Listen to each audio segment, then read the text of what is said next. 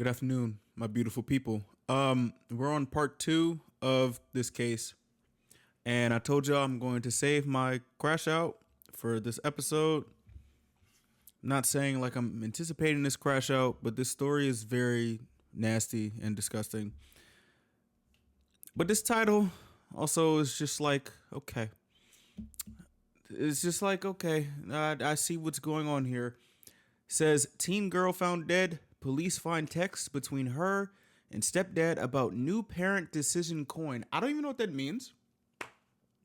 New parent decision coin. Like, what is this? Some type of cryptocurrency or something? Like, I don't know. I don't know what that means. And like, I don't know. I haven't checked the comments of the last video because I want to do that after we do this one. I had questions in the last video, and I feel like we will all be on the same page. I feel like we all should be on the same page, but I don't know. And also, I don't know what else can happen in this video. So we are going to a bada boom and a bada bing. Let's do this and let's go. The thoughts, views, and opinions expressed by the host of this show are for authentic, honest, and entertaining purposes. Unless you don't think I'm entertaining. I repeat, this is my opinion. I am not telling you how or what to think or feel, but I do encourage you to speak your mind and have conversations. Just don't do too much. Also, this video is brought to you by Sebastine's Patreon, where you can access over 1,000 videos of exclusive content. If you want to subscribe and support this amazing community, click the link in the description below, and thank you for everything. Enjoy the video. It's probably one of the worst relationships in Hollywood history. I mean, who are we to judge? But we're going to judge this relationship because the whole setup of it is very odd. Whose? You have Mia Farrow. She's this famous actress. She starred as Rosemary in Rosemary's Baby back in the 60s. Okay. She's dating this guy who is also in Hollywood. Is this Woody Allen? In the span of dating for 12 years. Is this Woody They end up making 13 movies together. 13? But it's interesting because there are all these tabloid rumors. Why are they not getting married? How come they never got married? How come they never even lived together? They never even move in together in the span of 12 years, which power to them if that's not the life that they want. But people are on the side just trying to grasp, how is this relationship working? Especially because Mia Farrow, the actress, she has 6 children of her own. Some of them come from her previous relationship. They're her biological kids. Other children, she's adopted them. But Woody, her boyfriend, filmmaker, is very firm from the get-go. I fucking knew it. Oh my gosh. Fuck this guy. Shit. Oh, bro. Sorry, this video just started, bro. I fucking hate this nigga, bro. Ooh. I have no interest in co-parenting. I don't want to co-parent your kids. I don't want to be involved in your kids' lives. I don't want to financially support them. I don't want to emotionally support them. I just don't see myself as a father like that. Like, Maybe what? He just doesn't like kids. Man, please. At least Whatever. in the very beginning, that's what people are thinking. But then they end up having a son together. Ronan Farrow, who's a Pulitzer Prize-winning journalist now. Amazing, okay? But they have him, and eventually Woody does end up adopting 2 of Mia Farrow's children. Perhaps he comes around on not wanting to have children, and he becomes slowly more integrated into at least 3 of the kids' lives. I've never really heard about this story in depth, but what Stephanie is about to say, I just know, and it's really pissing me off. Like it. Oh my gosh. A year after Woody adopts 2 of Mia's kids. So they have a son, and then he adopts 2 of her kids. Mia goes over to Woody's apartment one day, because remember, they don't live together, and she finds a stack of pictures, just graphic pictures. Bro. She's saying they wouldn't even put these on Playboy. They're like Hustler magazine pictures. So they're very raunchy, my gosh. I guess is the word. Just they're showing the kitty cat. That's the difference between Hustler and Playboy. Hustler shows the kitty cat. really, really pictures of another woman who is clearly very young, about 21 years old. Oh my Woody's gosh. in his 50s. And the pictures are very clear. These are not cutouts of a magazine. They're not printed out. They're Polaroids. So Woody probably took these pictures. Woody Allen is cheating on his long-term girlfriend, Mia Farrow. which is already devastating enough. Right. But Mia is doing triple takes on these pictures because it is not just a random girl that he met on set or a random woman that he walked by on the street that developed some sort of chemistry with. Oh, Lord this Jesus. girl in the picture is her own adopted daughter from Korea, Soon Yi. Wait, this is Mia's kid or? You ain't know about this, bro? Oh my gosh. Mia's adopted daughter that she's had prior to Woody Allen. Ugh. And now she's seeing her adopted daughter in Woody Allen's apartment with these very graphic photos that are. He is cheating on her with her own daughter. Is this one of the daughter that he adopted? No. Okay. So this is the one that he didn't adopt. Yes, but it's still her daughter. Right, it's still fucked up, This is the case nigga. of Woody Allen and Mia Farrow that I could probably do a whole 2-part series separate from this one on. And Woody Allen's adopted daughter, the one that he does in fact adopt from Mia's clan of children, Dylan goes on to accuse Woody Allen of SA when she was a kid. Oh, I didn't know this. Oh my So gosh. with all of this, Mia breaks up with Woody. He and Mia's adopted daughter from Korea, Soon Yi, ends up getting married to Woody Allen. So suddenly this guy who doesn't want to get married is getting married to his ex-girlfriend's daughter. Woody claims Mia convinced their other kid, Dylan, to lie about Woody essaying her to get back at him for cheating on her with her own daughter. Fool, but what? he claims Soon Yi is 21. I mean, it's not like she's a minor. Hey boy, hold on. Nope. Not gonna lie to you.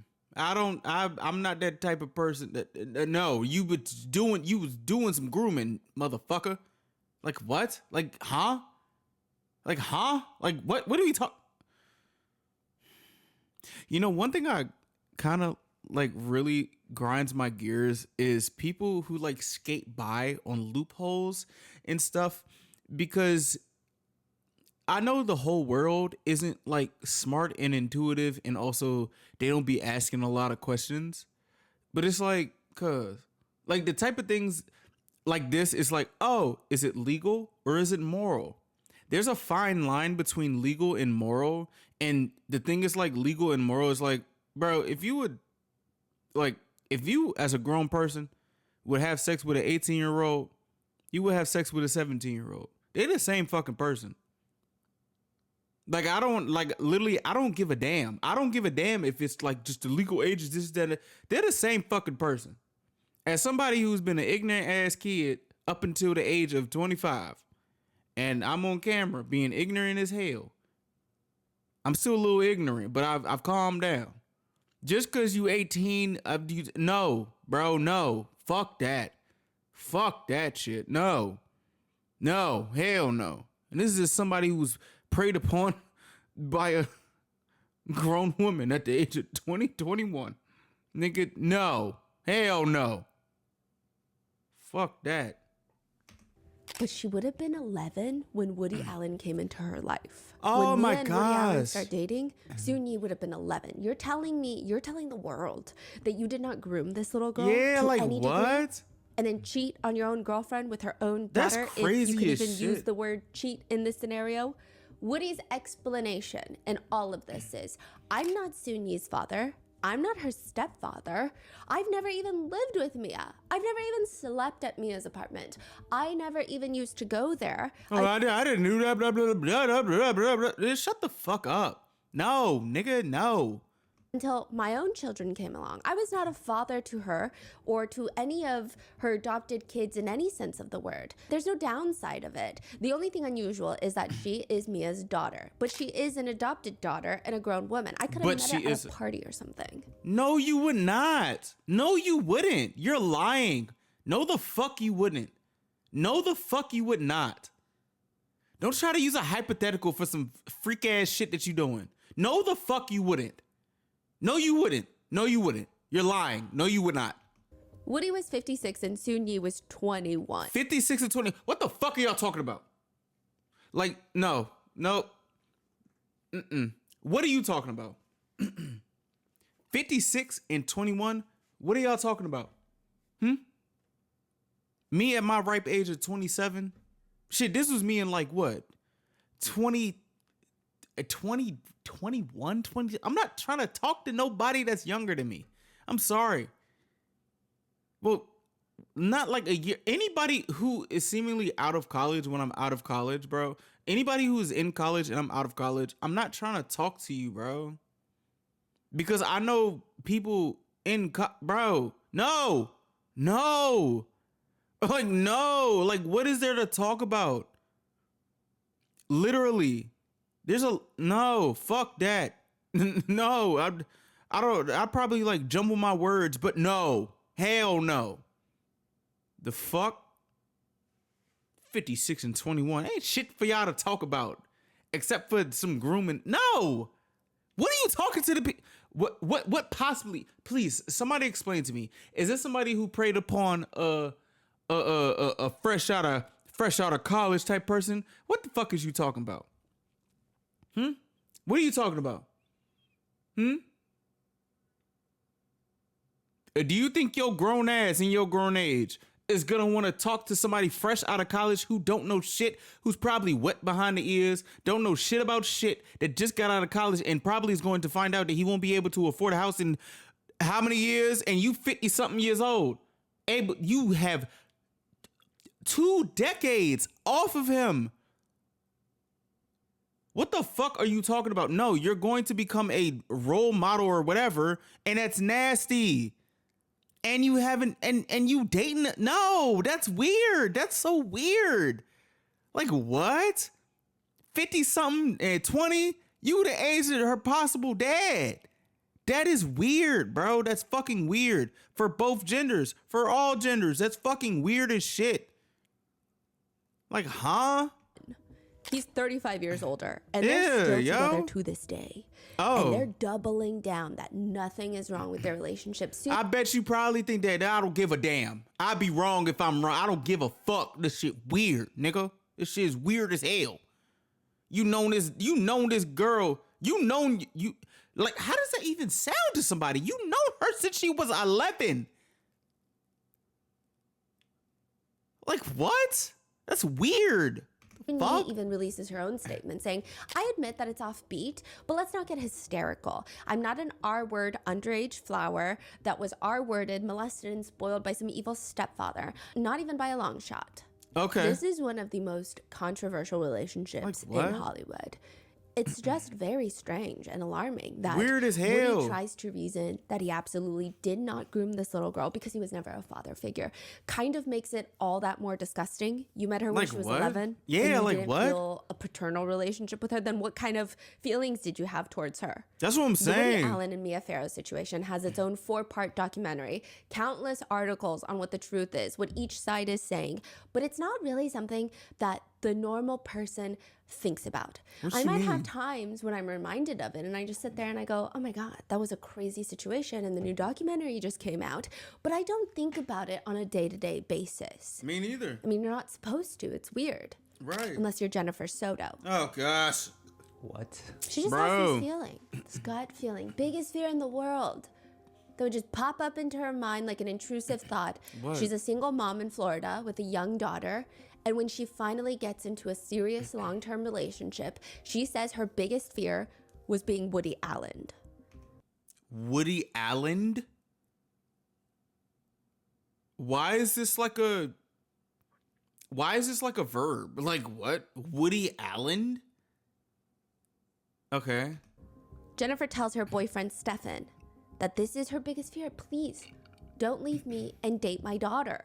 No way. What? So bro, no way, she bro. No. Mentioned that she has no idea. But now she's saying my biggest fear is you're gonna leave me for my daughter. Woody Allen me. How? How is this your biggest fear? How?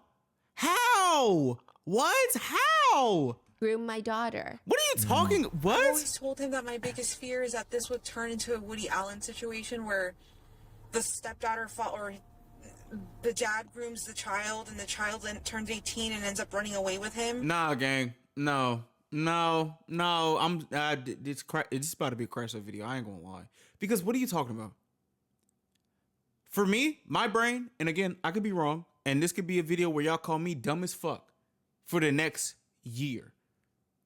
You don't think like that unless like you were negligent to your daughter, which that you was having your 37-year-old boyfriend have cuddle sessions with your daughter, and then that thought came up.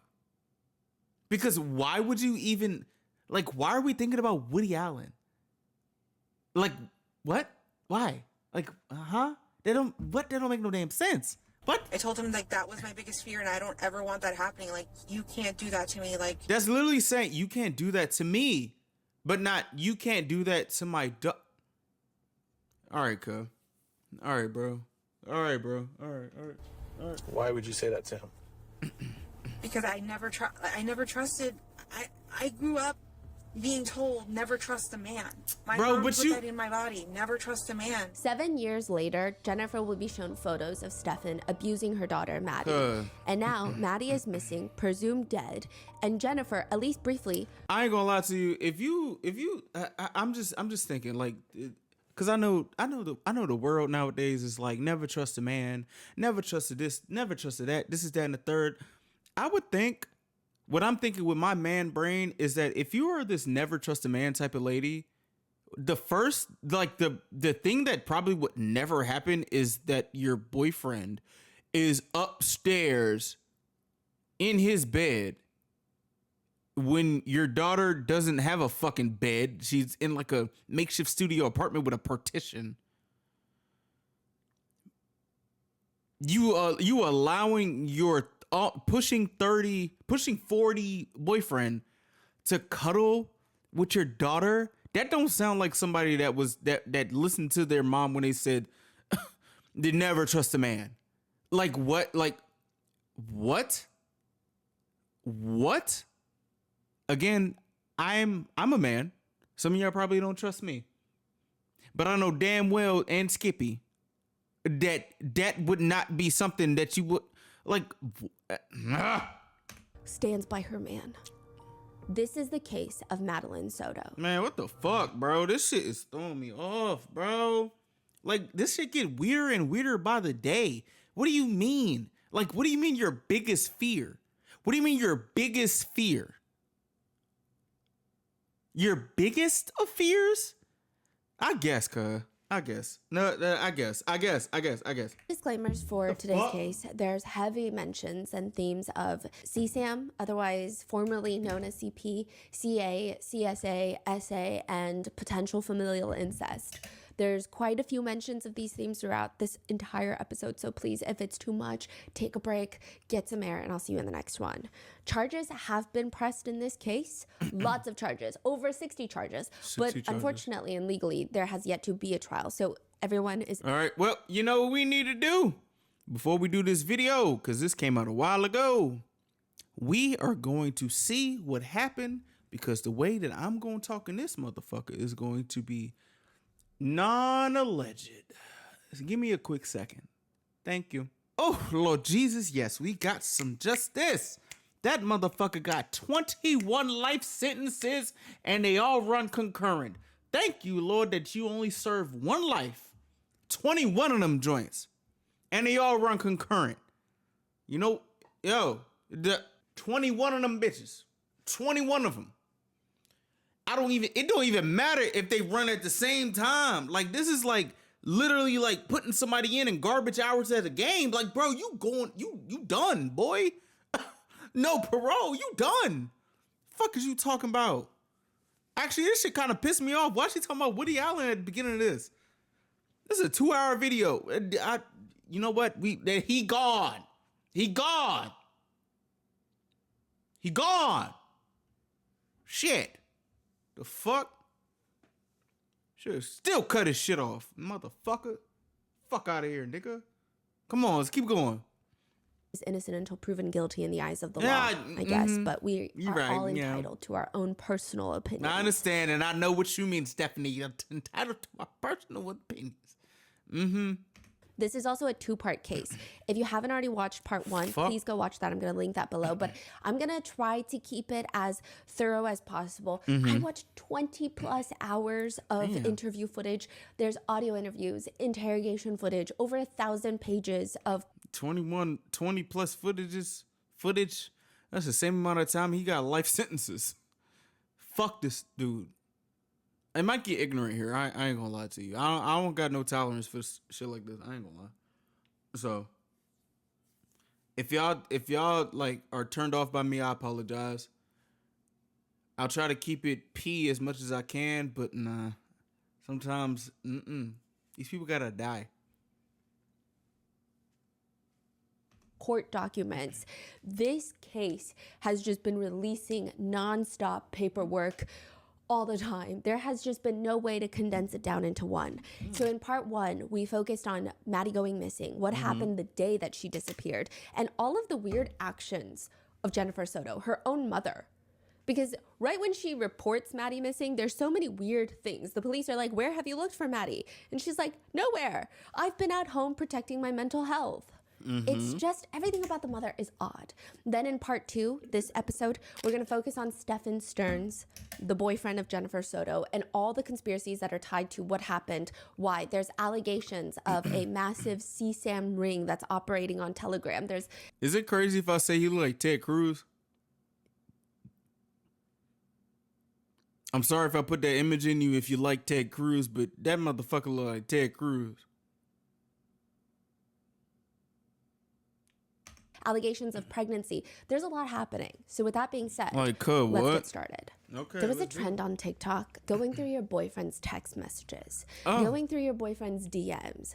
That's child's play. The big account that you want to find and go through is your boyfriend's Reddit account. No, the fuck it's not. What? What y'all boyfriends doing on Reddit? What y'all boyfriends doing on Reddit? Hold on. What they doing on Reddit? My lady got access to my phone. I ain't doing shit wrong. What?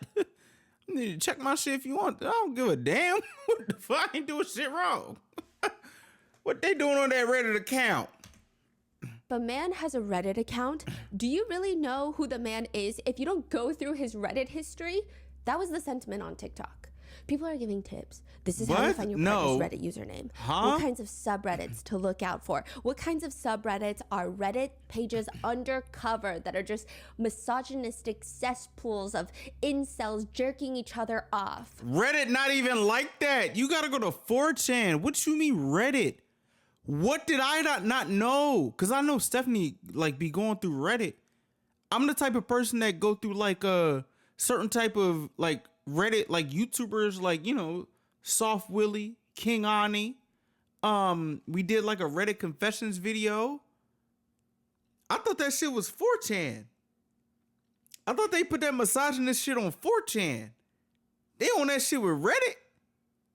Huh? People talking like that cause Reddit nowadays, bro, Reddit nowadays is literally Reddit nowadays is on TikTok. Like people having Reddit shit like on TikTok. Like what? People were posting, be careful though. Also, am I the asshole is like that's a good Reddit joint to tap into. I ain't gonna lie to you.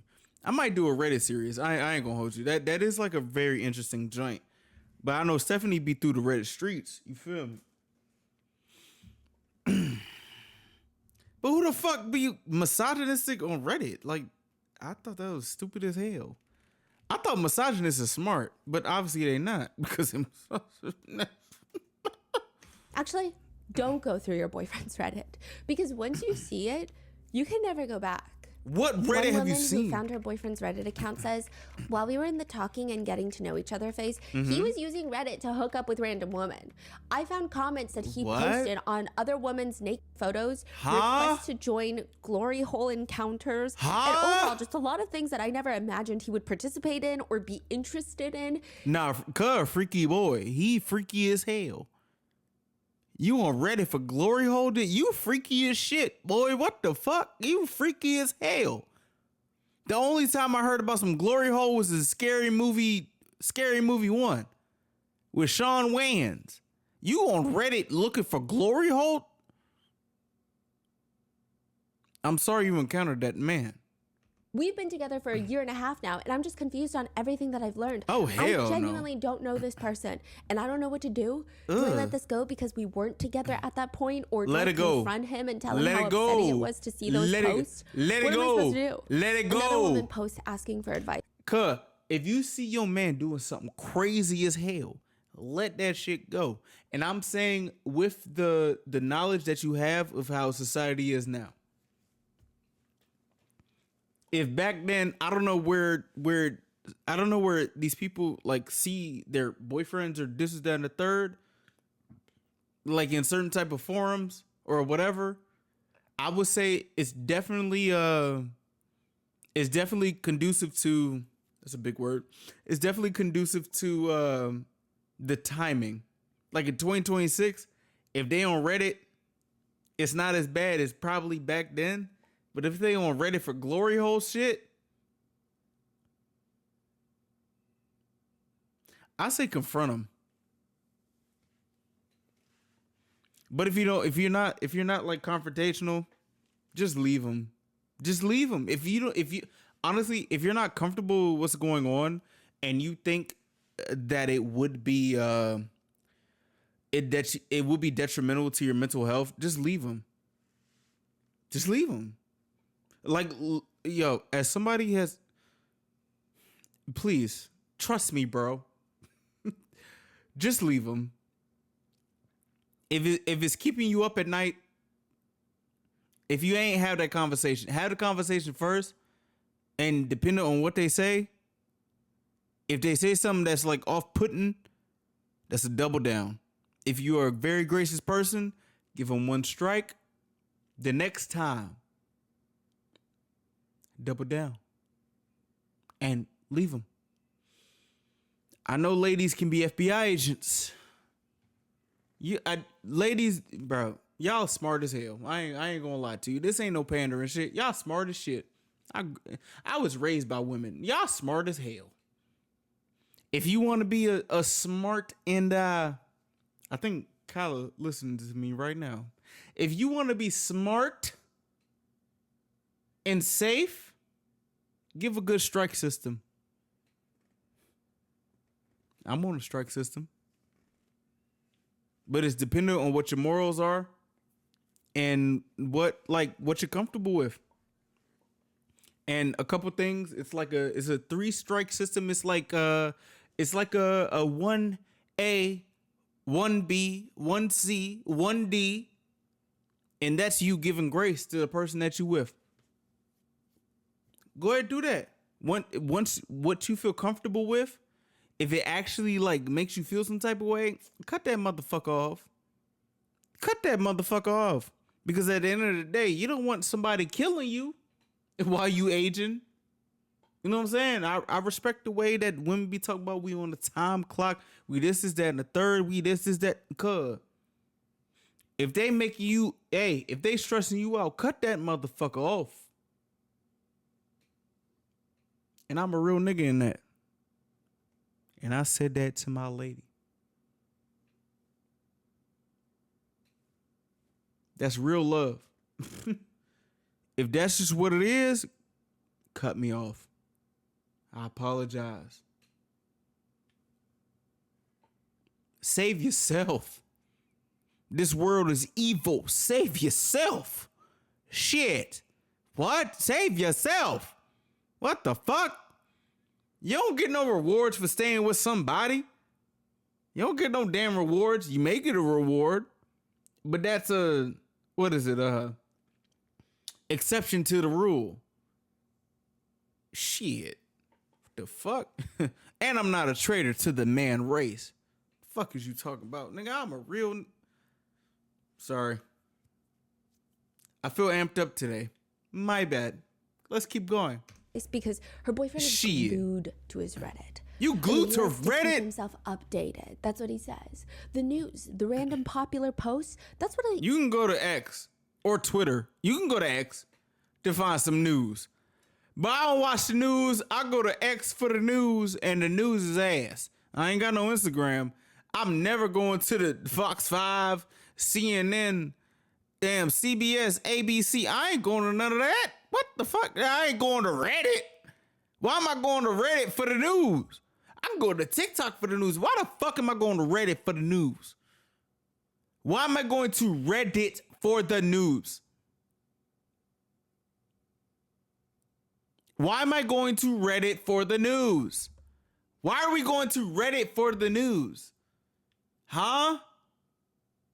Like what? Like no. What the fuck? That's what he likes to see on Reddit. She goes through his Reddit search history.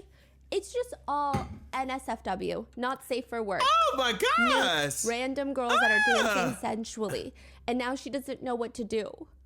So a lot of word of advice from partners is when you open up that Reddit account, just know there is no going back. Whether that be good or bad, you can never unsee it. And she's talking about Reddit, bro. She's talking about Reddit. As somebody who's been tapped into the internet for a while, I think Stephanie is just a researcher. As somebody that has gotten curious since I was a child, Reddit is where you stop. That's like going to the deep web versus the dark web. Reddit is where you stop.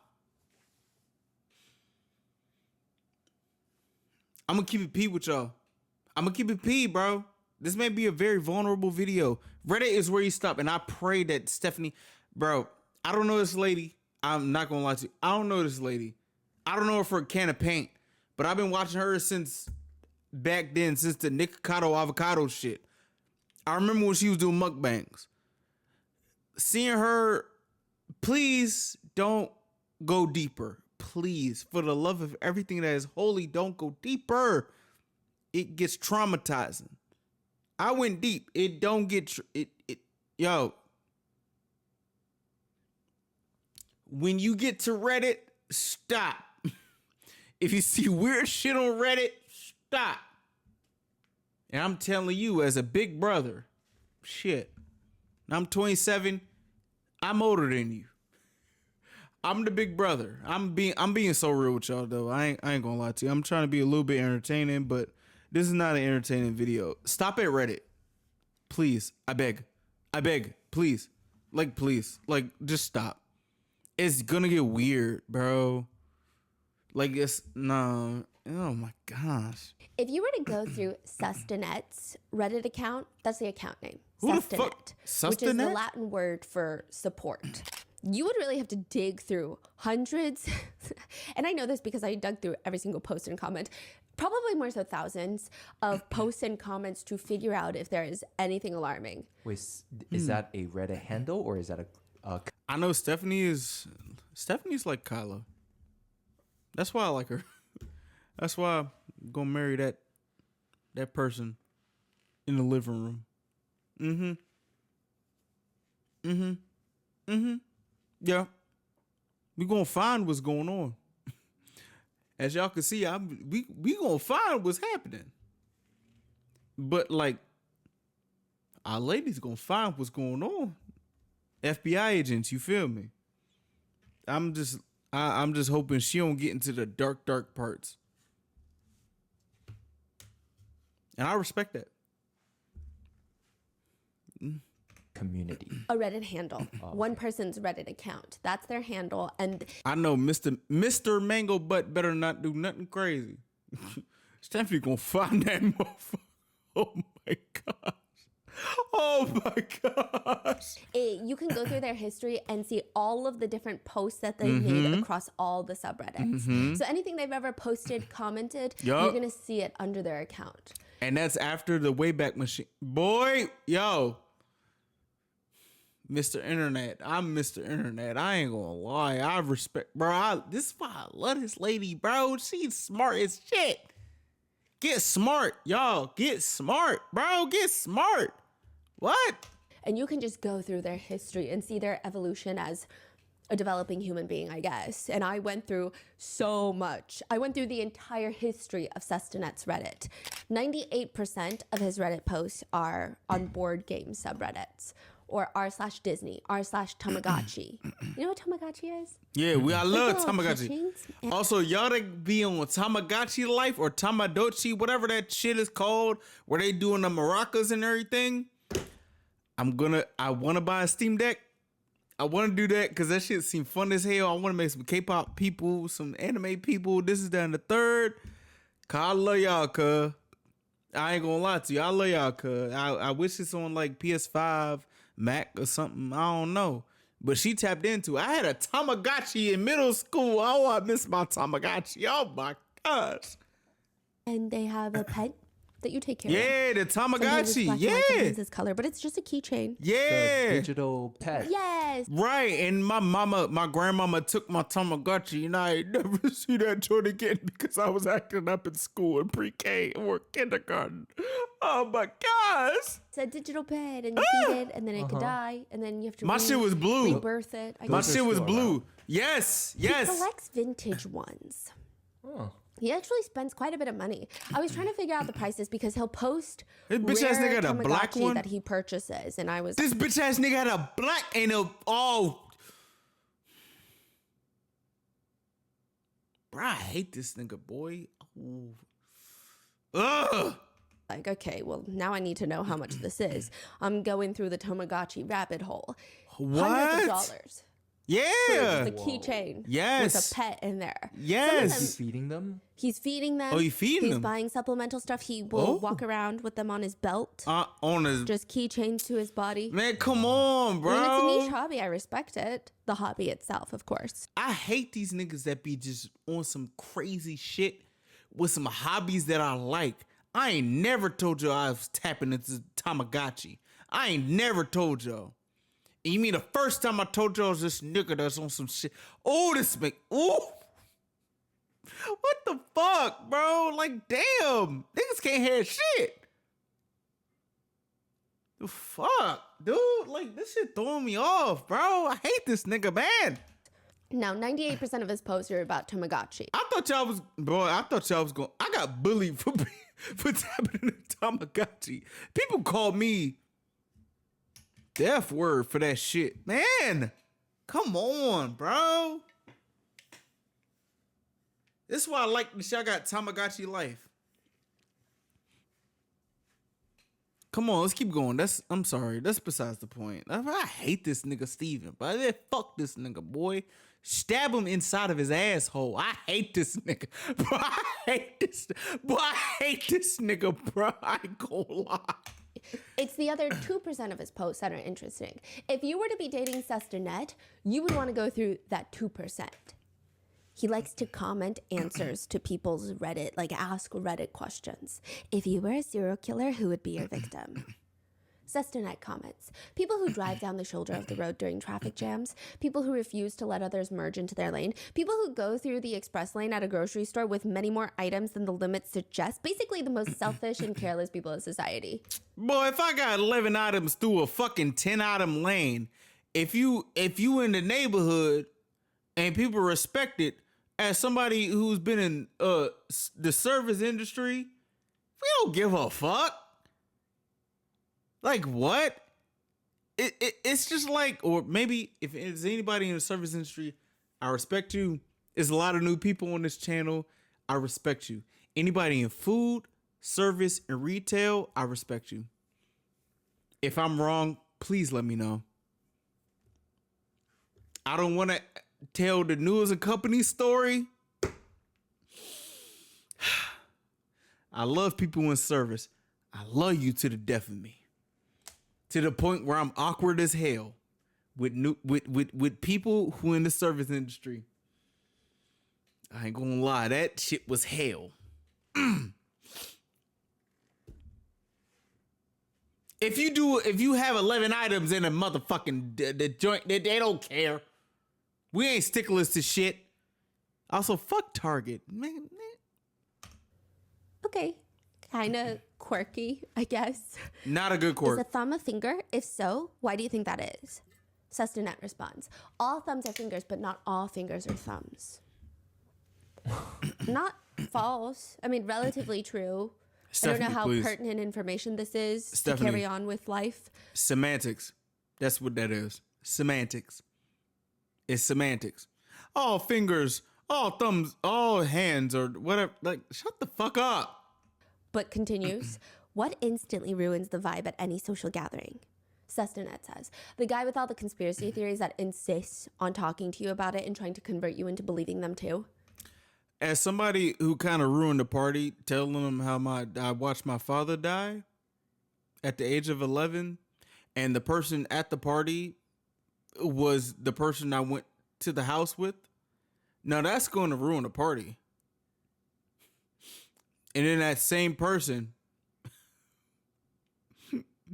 terrorized my best friend. Hey, yo,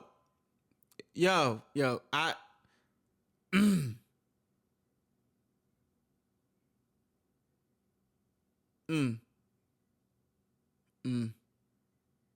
Or tell him the reasons why you got damn near 25 plus tattoos. That's going to be a party killer. That's going to be a party killer. As somebody with 20 plus tattoos. Whew. Which, I mean, I think that's kind of a fun dude, but to each their own. If he's not crafting up these responses to questions, he'll try to whip out some of these one-liners that are not the most original, but they all kind of have a certain vibe to them. Really? He writes, funny enough, common sense isn't really common at all. That's not funny. What the fuck? Then he'll go back to answering questions. What should be off limits in comedy? Nothing. What can you... Blatant racism. What? Tony Hinchcliffe. That shit not funny. Calling what he said to Puerto Rico, that shit not fucking funny. That's not funny. Like, that's not funny. Like, no, that's not funny. Like, blatant racism, no, that's not funny. Like, blatant like, no, that's not funny. Comedy ain't that. I feel like it's gonna be tangents. I don't want this video to be 4 hours. not do that everyone else seems to be able to do? Adult. Men of Reddit, what goes through your mind when a woman starts unzipping her pants? Ma'am, I don't know you, and we're in a bus station. I mean, this digital footprint is never ending. How do you love yourself? Usually with my left hand. Okay, so things are getting a little more personal. You know, you keep scrolling. If somebody says that with my left hand, he's probably right-handed. You want to know a little secret? And I feel like I'm giving men secrets. But this is something that I learned from some fuck-ass person back in the day. They say a left hand is like a stranger. So the left hand, that's what it is. Like, cuz, this shit not funny, bro. This nigga Reddit lame as hell. Cuz Reddit lame as hell, bro. Honestly, Reddit, when you do it the ethical way, it's like Twitter.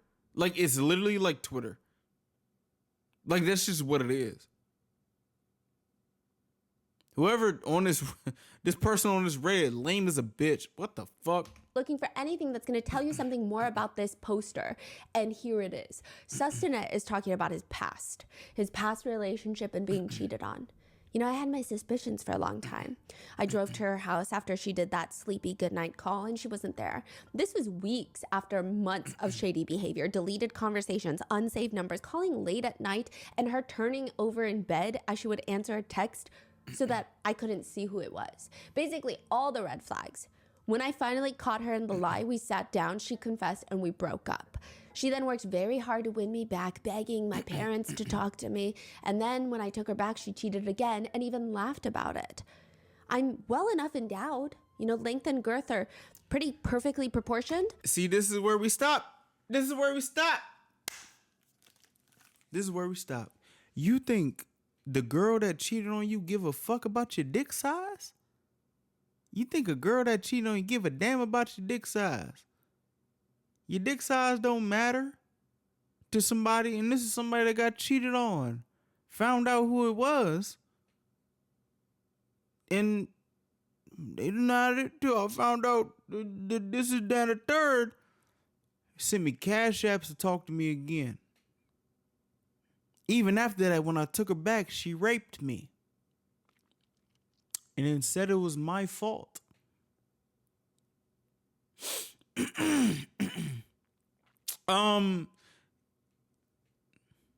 Your meat size don't matter. Women are gonna do whatever they want. And that's just what you need to understand. Like, that's just it. Women are going to do whatever they want.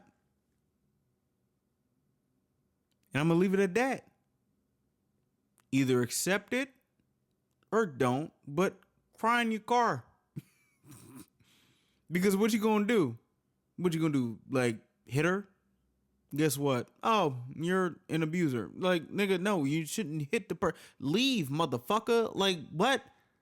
Like, what are you talking about? Like, people, come on, cuz. Come on, cuz. Like, come on, cuz. Like, come on, cuz. Come on, cuz. When you talking about all this, you talking about your meat size. Nigga, ain't nobody give no fuck about your dick, nigga. Ain't nobody give a fuck about your shit, boy. Nobody care. Your girl didn't care. She still cheated on you, motherfucker. Good looking by most standards. Knew my way around a woman's body very well. But it... Yeah, wait till you realize that women don't care about all those superficial things. Wait till you realize that women are humans. Like, what? Like, oh, not, you know, there are women out there that don't give a fuck about that superficial shit. Like, what? Oh, she cheated on me. My dick big. Oh, I got a big dick. You think that's... You think that's it? You ever found out, you ever encountered a lady that don't like that size? A lot of men need to learn about women. And it's like I feel like it's like damn near a paradox that they just think that it's this, but it's not. It's like a thing that's nuanced every day. And this is when, and I don't like saying you as a man, this is where you need to listen more than you speak. Women are complicated, bro. But like respect and like consideration is not as complicated as trying to understand everything that's what a lady is. It's a day by day thing. And I think that's what cherishing women is. It's a day by day thing. Like sometimes they may go off the rails. Okay. Try to understand them. They may do some shit. Try to understand. Like, you have your boundaries. Like, don't hit me. You know, don't try to kill me. Huh. I think that's it. You cheated on me. This is somebody who got cheated on. I mean, she ain't like me as much as she said she did. I ain't gonna put my man rage on her and beat the fuck out of her. No, I'm not gonna do that. I mean, I would like for her to tell me what happened. Okay, what happens when she doesn't? What are you gonna do now? You gonna hit her? No. It's like, damn. Damn. She treated me like shit. Damn. So you just gonna I don't know, bro. Like, it's just like we men, bro. Like real men just like trudge. We trudge, do the whatever is going on. Try to be a good man. Cause like just be a good man. That should be fulfilling. Be a good man, bro. Deal with your responsibilities. I would like my lady to like me. Care for your family. Like what? Like what are we talking Didn't about? matter. It wasn't an issue of me not satisfying her. She was unfortunately bipolar and unmedicated. So one of her symptoms while manic was hypersexuality, which basically meant that anytime she met a guy that was even slightly intrigued by her, she would end up screwing them. So she liked to fuck. She liked to fuck. All right, leave her alone if you don't like a girl that like to fuck. Like, what are we talking about? Cuz, like, what are we... This destroyed my self-confidence. This is almost 10. You destroyed your self-confidence because she liked to fuck other people? You ain't try to make yourself sexy? Does she want to fuck you more? You ain't never tried to do a little something to try to seduce her to make her, like you more? It just fuck with your self-confidence. Okay, so you not him. Like, that's just it. You ain't him. All right, so that's not the lady for you. Leave her alone. What? Don't go on Reddit, say this, that, and the third, or you had to get this out, I guess. What the fuck? Years ago, and my confidence has never recovered. I became depressed. I have trust issues. I swore off dating for almost 6 years straight while I just stewed in a broth of self-pity and depression. It's not a good look, and I regret those years of my prime. I wasted on people that just weren't worth it. Cuz you literally can just make yourself better. Like you can literally like what I ain't gonna say on no clavicular shit. Bro, you can just better your life. What the fuck? Like better your life, find a purpose.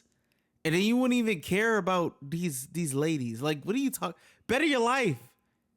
Well, if you ain't experienced that, you had to go on Reddit and do that. I'm sorry for you. Like really, I'm sorry for you that shit that happened. As somebody who's been bullied since the age of like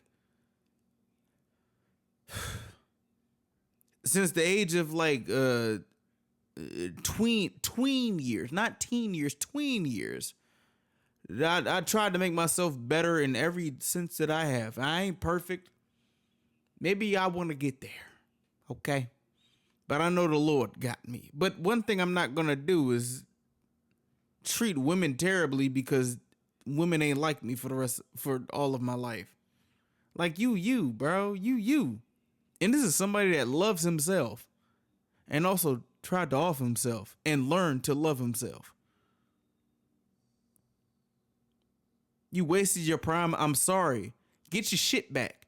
You a man, nigga. What the fuck? Like, what are we talking about?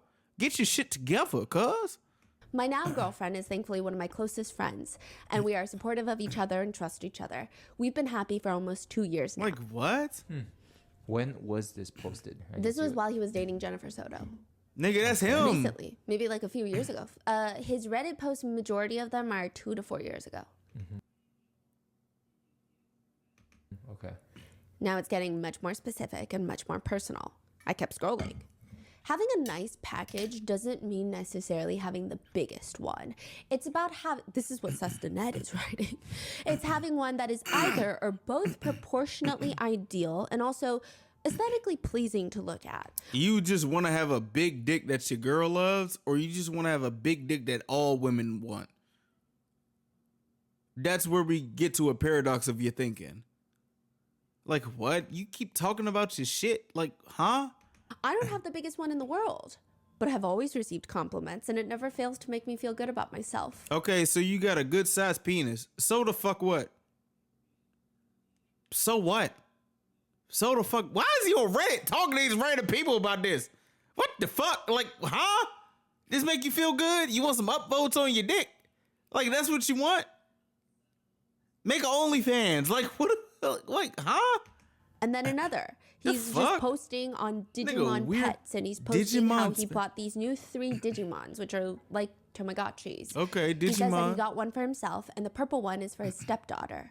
In fact, he posts a lot about his stepdaughter and how she's interested in the same things that he's interested in, like Tamagotchi, painting figurines for Warhammer. What's a Warhammer? Is that a... It's like another role-play tabletop game. Okay. Cool. He'll write things like, my 12-year-old stepdaughter is maybe the world's sorest loser in the world, and will typically... Hey, bro, this weird as hell. Why the fuck am I talking about my stepdaughter on Reddit, boy? That shit weird as shit. Even after you talking about your dick size... Man, come on, cuz. No. It sounds like he found, like, Reddit to be his dump of shit. What? Like, why are we talking about our stepdaughter on Reddit for random people to just upvote and shit? Like, that's weird. Break down in tears and fits when she is soundly defeated in those games. Okay. But not in Lorcana. I am proud to say that she is really giving me a run for my money and running some neck and neck games. Okay, so you ass. You saying your stepdaughter a sore loser, but you going to neck and neck. You ass, boy. Yo. But usually, when you're scrolling through someone's Reddit history, you're not looking for how well he gets along with his family members. You're looking for red flags. Yeah. And you find them. On a thread, someone writes, what is the hardest part of dating after 30? Sustanet responds, finding people to date that haven't spent all their teens and 20s in the sun with minimal sun protection, making them all look like a 70-year-old Clint Eastwood, plus all the emotional baggage and kids from first marriages or absent fathers. Honestly, dating in or after your 30s is a these days. One begins to understand the DiCaprio strategy. The DiCaprio strategy, being 40 years old, dating somebody under the age of, what was his limit? 25, 24? Why? Even, you talking about people after 30s? If you're dating somebody who's 20, like,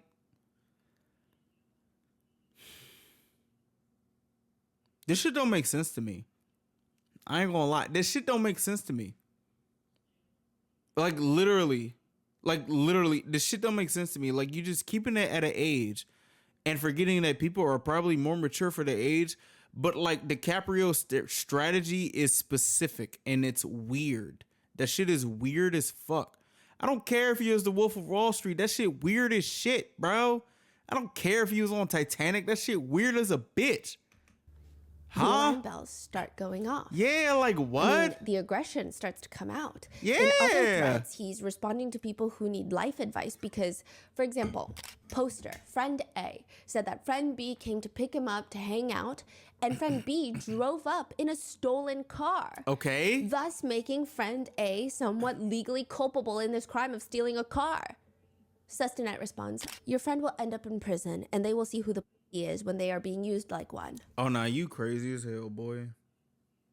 Nah, you crazy as shit. What? It's just kind of getting bleak. In fact, he starts writing about humanity and he has all these thoughts about society. What? He says, I work at a major theme park in a safety critical role, because he worked at Disney, and get to observe human nature all day long to the tunes of thousands. I mean, literally thousands of people a day. And let me tell you, the outlook for the future of humanity is not good. So You're literally on Reddit where the depravity of humanity lives. And the depravity literally goes to what? These other forums. Like Reddit is like softcore depravity for humanity. Like you're like what? Like you're on r/mildly infuriating. This isn't mild.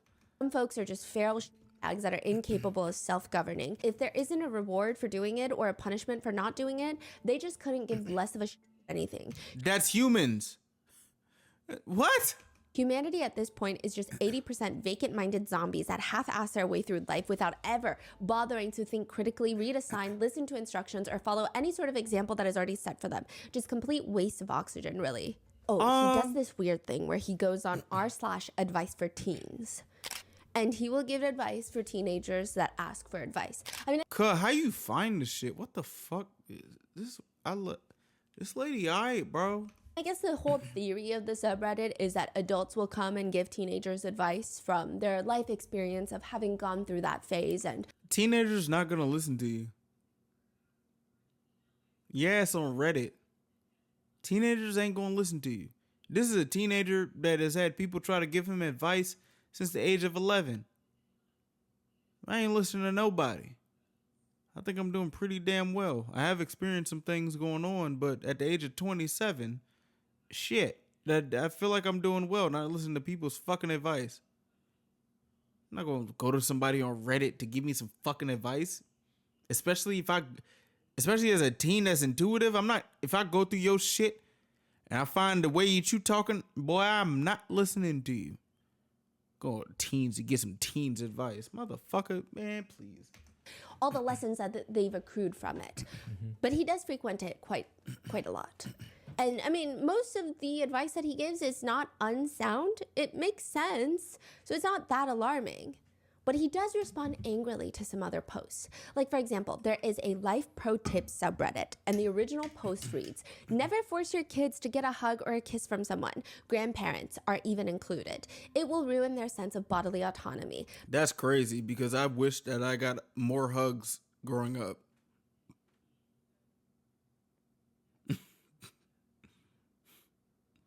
I wish my parents were like huggers.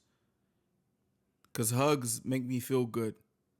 If I get a hug, like I feel softer in my body.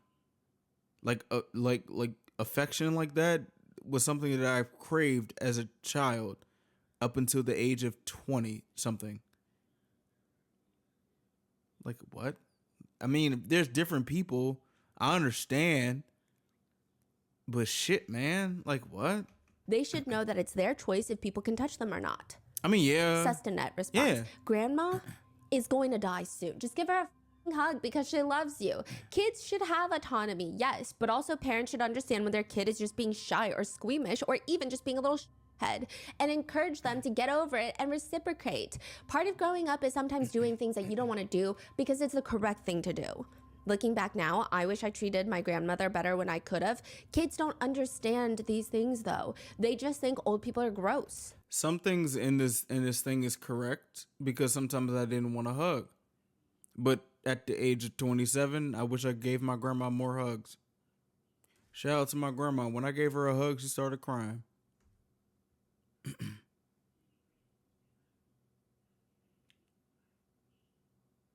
But consent is... You need to get consent, bro. He responds to people who are arguing with his logic, writing, I don't even know how that's going to come off to y'all. Like, that is a tricky situation for me because it's like, when I remember back in the day, I did not give, I was very angry. And like, my consent was, my consent is important. But looking back, it's like, damn. I feel like I could have hugged them more. That's why I give hugs all the time. But also a broken clock. A broken clock is right twice a day. I never suggested that kids should be forced to accept physical affection every time or have no choice in that matter. But the parents need to exercise their judgment as the adult as to whether or not it's justified or they're just being silly. And the fact that this is coming from this nigga that did all these, man. To which someone comes back to this thread years later, and in 2025, they comment, and was it justified for you to kill a 13-year-old? Man, like because what? Sustanet is Stefan Stearns, Bitch Jennifer ass nigga. Soto's 38-year-old boyfriend. This is why I hate this motherfucker. I hate that I gotta agree with this motherfucker. You know what? Fuck what he said. It's right message, wrong messenger. Fuck that messenger, nigga. And he has now just arrived at the police station and is escorted into the interrogation room, where he will be seated and waiting for 3.5 hours for the detectives to finally come in and question him. Listen, there is no law that they have to question him immediately upon arrival. There's no good service at a police station. You don't get to do a little review. They made me wait 3 hours before coming to my attention. He sits there for 3.5 hours. Good. And you would think, oh, it's because the police are not efficient. They don't have their together. No, detectives do this all on purpose. Good. Psychological pressure, the isolation, this tiny room, unfamiliar circumstances, stressful situations. You know that you're likely being watched. And you are being watched. You have to rethink every answer that you want to respond to the police with, which you would imagine is potentially a good thing. It's not. The more isolated, the more alone you are, the more stressed you are, the more you are crafting these responses to questions that just don't make sense. That far-fetched response that you thought of, maybe in an appropriate setting, you think, okay, no one's going to believe that because that is absolutely ridiculous. In this setting, you might think, okay, that's what I'm going to say. Yeah. No, that's the only thing that makes sense. Maybe I'll just bring that lie out right now. Tiring out the suspects is also important, creating mental fatigue. The officers, they're in the back downing their coffees. They're watching you. They're having a little chit chat. They're giggle-gaggling. Also, my question to y'all before I get some more coffee, because this is going to be a long video. It's 45 minutes into a 20-something. It's going to be a long video. I forgot what I was about to say. Because I wanted to ask y'all a question. Like, do y'all like when I speak from hindsight or coming from a place where I didn't know in the moment? And I come to the conclusion. because I know sometimes I may be judged in a way where I'm like speaking a certain type of way in the moment versus coming to a conclusion and just taking it back. Like I would like to know, what do y'all think? I may put that as a post because some of y'all are probably not going to watch the whole of this video, but I would like to know, like, what do y'all think? I'm gonna get my coffee and I'll be right back, but I want to know, what format do y'all like better? And you are left with nothing but your own thoughts getting exhausted. Because you're sitting there questioning, what do I know that the police don't know, that I can't let them know? But also, what do the police already know? Here's what the police already know in this case. Madeline Soto goes missing after her 13th Rest in birthday peace, party bro. celebration. So her birthday party celebration was on Sunday. Monday morning, she goes missing. The last person to see her alive was Stephen Stearns. The story that both Jennifer Soto and Stephen Stearns has told is that Sunday night, Jennifer Soto gets home from work at Disney. Stephen is getting Madeline ready for bed. Jennifer Soto forgot to take her medicine the day before, so she's been a little bit wonky, and she tells the two of them, why don't you both go upstairs and sleep in the guest room together so that I can get a good night's rest by myself? Because That makes sense to you? normally the three of them sleep in the same bed, and it's always Jennifer Soto, 13-year-old Madeline, and then Stephen Stearns. Why the fuck is there toilet paper right there? Why is there toilet paper on a pallet on the bed? What the fuck is that?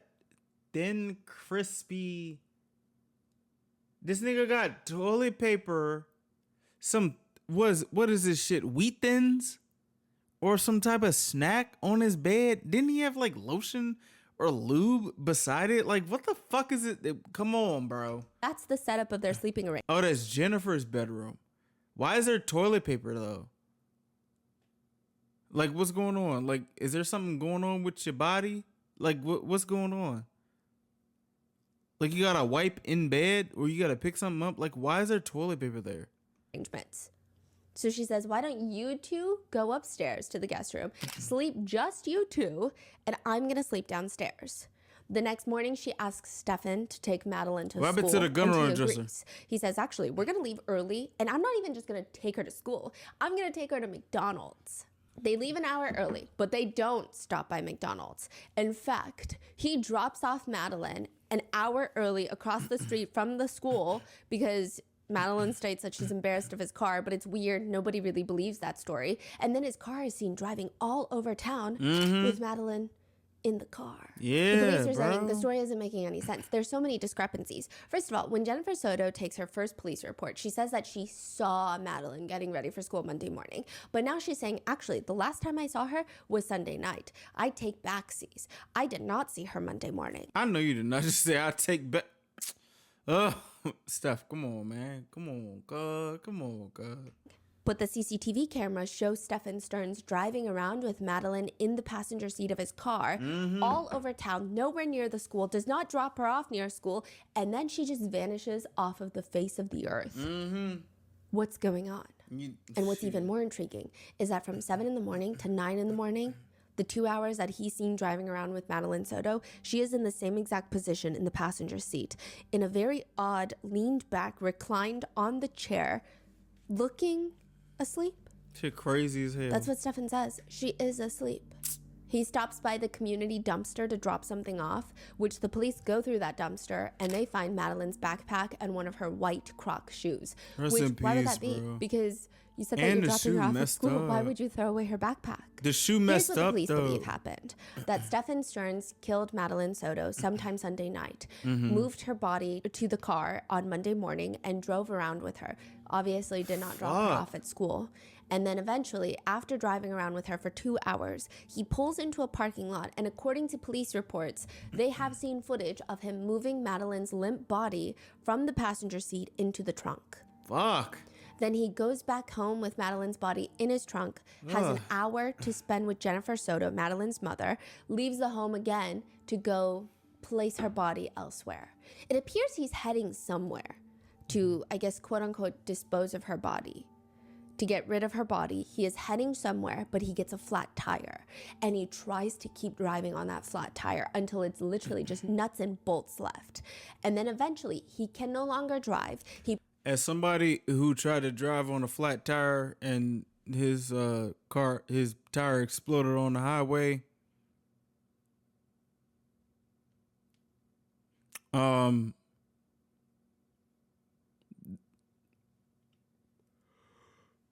his tire probably fucking exploded. places Madeline's body somewhere, wherever he was, and then changes his tire, goes back home. That's what the police suspect. That's They just crazy. don't know where yet. Wow. So all of that is caught on CCTV. Right now, they just need to find the body. Yes. And I mean, once they go through his phone, they find clear CCM evidence of him essaying Madeline, likely since she was 8 years old. And so now there's all these questions of how much does Jennifer Soto, Maddie's own mother, know about all of this? What was Stefan doing the night that Maddie went missing? Monday night, while the police are searching for Maddie, while Jennifer Soto is at home because she wants to protect her mental health, Stefan goes out in the middle of the night to look for Maddie. Police are probably wondering, did he go back to Madeline's body at that point? What was he doing that night? I mean, And then 2 days later, while Jennifer and Stefan are staying at a hotel because they get kicked out of their house, the police are securing it as a crime scene. Stefan is seen sneaking out again at night, taking Jennifer's car to go, quote, searching for Madeline. Again, where is that? Does that have anything to do with where he might have hidden Maddie? And in the interrogation room, did he leave his cell phone? They ain't ping his cell phone or something? and throughout the entirety of all of his audio interviews, I will say the way that he just talks about Madeline is very infuriating. What She you mean? brings a lot of joy. She's a very good girl. It definitely doesn't feel the same around here if she's not here. She was so happy too. She was looking forward to my visit here. She was looking forward to us all being together. What? She was just happy. She was just very happy. This is the guy that Madeline told her Do this nigga like Ted Cruz or no? Like, this is like really like messing with my brain. It could be a tangent that I'm talking about, but counselor she felt very uncomfortable around. She did not like this man. He lies on how he was gonna go through Monday morning after dropping Maddie off, and it doesn't make sense. To which detectives even ask him, I mean, do you have problems with your memory that you can't recall? Because you say that after dropping Maddie off, you went to the vape shop and waited for them to open. That would have been around 9:20, but then now you say you only waited a few minutes and then you left, and by the time you left, it was after 10 o'clock. So was it a few minutes or was it 40 minutes? What's going on? what's the fuck? I'm extremely ADHD. I'm sorry. Why does it feel like these people just saying ADHD? Like, do these people are diagnosed with ADHD? Like, sometimes I feel like I got that, but I'm not diagnosed, so I'm never going to like actually say that. Is he diagnosed?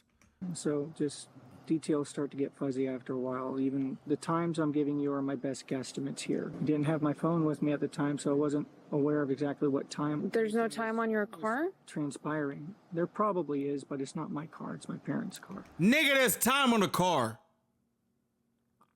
What car you got? What? A fucking '06 Pontiac? Like, what? I'm not a morning person.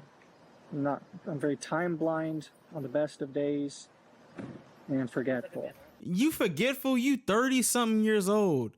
You know 6 a.m. is probably around the time where it's sunrise. 12 p.m. where it's probably bright as shit outside. 4 p.m. you may see a little bit of like orange or pink. 6 p.m. is probably dusk. 8 p.m. depending on where your shit. Bro, you 30 something years old, bro. You know 9 p.m. is dark as a bitch, right? You can have you.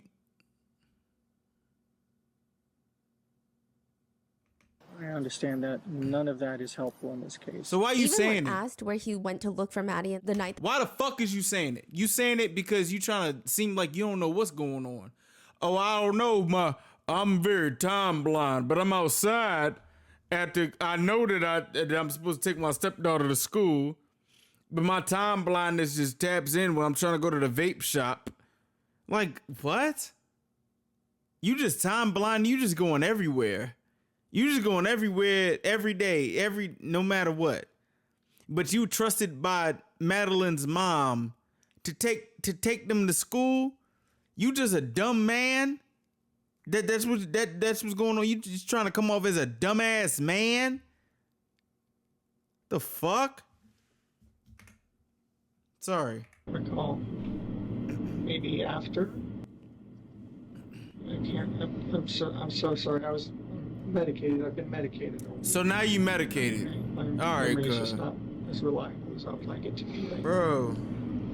You know, I was in a fog and half asleep that morning as it was. Even when he gets times wrong, he'll just say, sorry, I'm just not a morning person. I'm not a morning person. He's also asked to pull up his sleeves at one point so the officers can see his scars from changing his tire. And he says, Scars? It's cold, but yeah. Scars from changing your tire?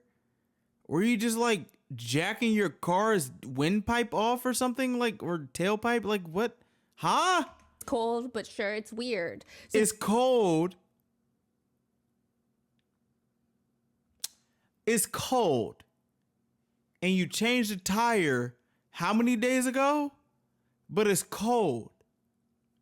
If it's cold and you change the tire around this time, you would have had a long sleeve shirt on, right? Or you had a short sleeve shirt on. When you got this flat tire, your short sleeve shirt was on and you were just fucking around with this tire. You couldn't just bring it out or something. We talking about it's cold. What? these are all from the audio interviews. What And the it's not fuck? until about 48 hours after Madeline goes missing that he gets brought into the police station. And he just mopes around for 3.5 hours. He does appear very stressed, so that's good. But when officers come in, he tries to play it off like he just woke up from this slumber. He's got his arms crossed. He looks very, very cold. And the impression he gives me is someone desperately trying so hard to seem sleepy and harmless. Like he just woke up from a nap and he's just getting his thoughts together. It's a bizarre combination. He's able to sit there straight-faced and tell officers. He runs them through Monday again and Sunday night. And he tells officers, you know, Jennifer sent me and Maddie upstairs to go sleep. So we had snuggle cuddle time. Some snuggle cuddle time. The officer asks, you say snuggle time. What does that mean? Maddie doesn't like to be alone. She's extremely dependent. She does not like to be alone at all. She needs human presence around her. So she ain't call her mama. She called your ass? Okay. Gotcha. So, how's your relationship with Maddie? Great. I am one of her favorite people in the world. And, you know, we're just trying to, you know, we've been trying to wean her off of that. Wean her off of that. Being so dependent. But it's been difficult. Imagine the same person that don't want you to be like the same person that don't want you to be seen in your bullshit honky tonk car at school is so dependent on you that you gotta have cuddle buddle time with her in the bed. That's what you trying to tell me?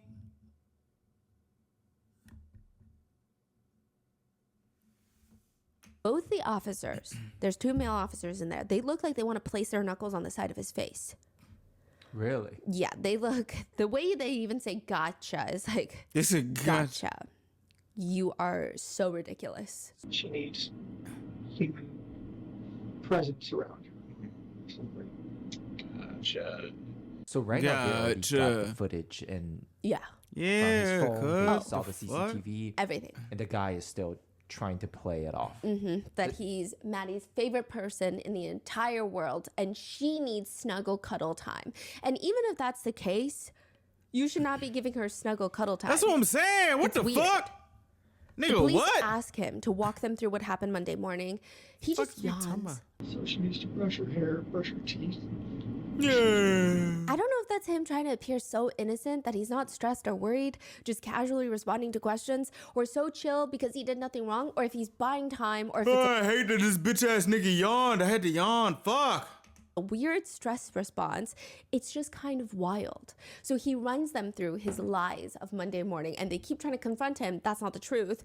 But nevertheless, they're not bogging down on this one because at this point, they're not worried about Monday. They're worried about where is Maddie. How Right. old are you, by the way? I'm 37, about to turn 38. I mean, you seem like a genuinely nice person, Stefan. I try. Jennifer talks very highly of you. Stefan is nodding, just bopping his head like, yeah, I mean, of course, because I am. Did they ask him, okay, so you're saying Monday, you're driving towards the school. So how is it that on CCTV cameras, we see you driving back towards the house? Hey, why you do that, nigga? That's right. I forgot my gate clicker. You know, I left with Maddie Gate clicker? and the school is about 20 minutes away. We're almost at the school and I realize that I forget my gate clicker. What the fuck is that? U-turn it back to go grab it because we had, quote, plenty of time to kill. Ooh. So this is so strange. Imagine you leave your apartment and you need the gate clicker to get back into your apartment. You forget it and you're about to drop your kid off, not even your kid, your girlfriend's kid off at her school. You're almost at the school. Would you not just drop her off and then go home, talk to the security person and say, hey, I forgot my gate clicker? He thinks, no.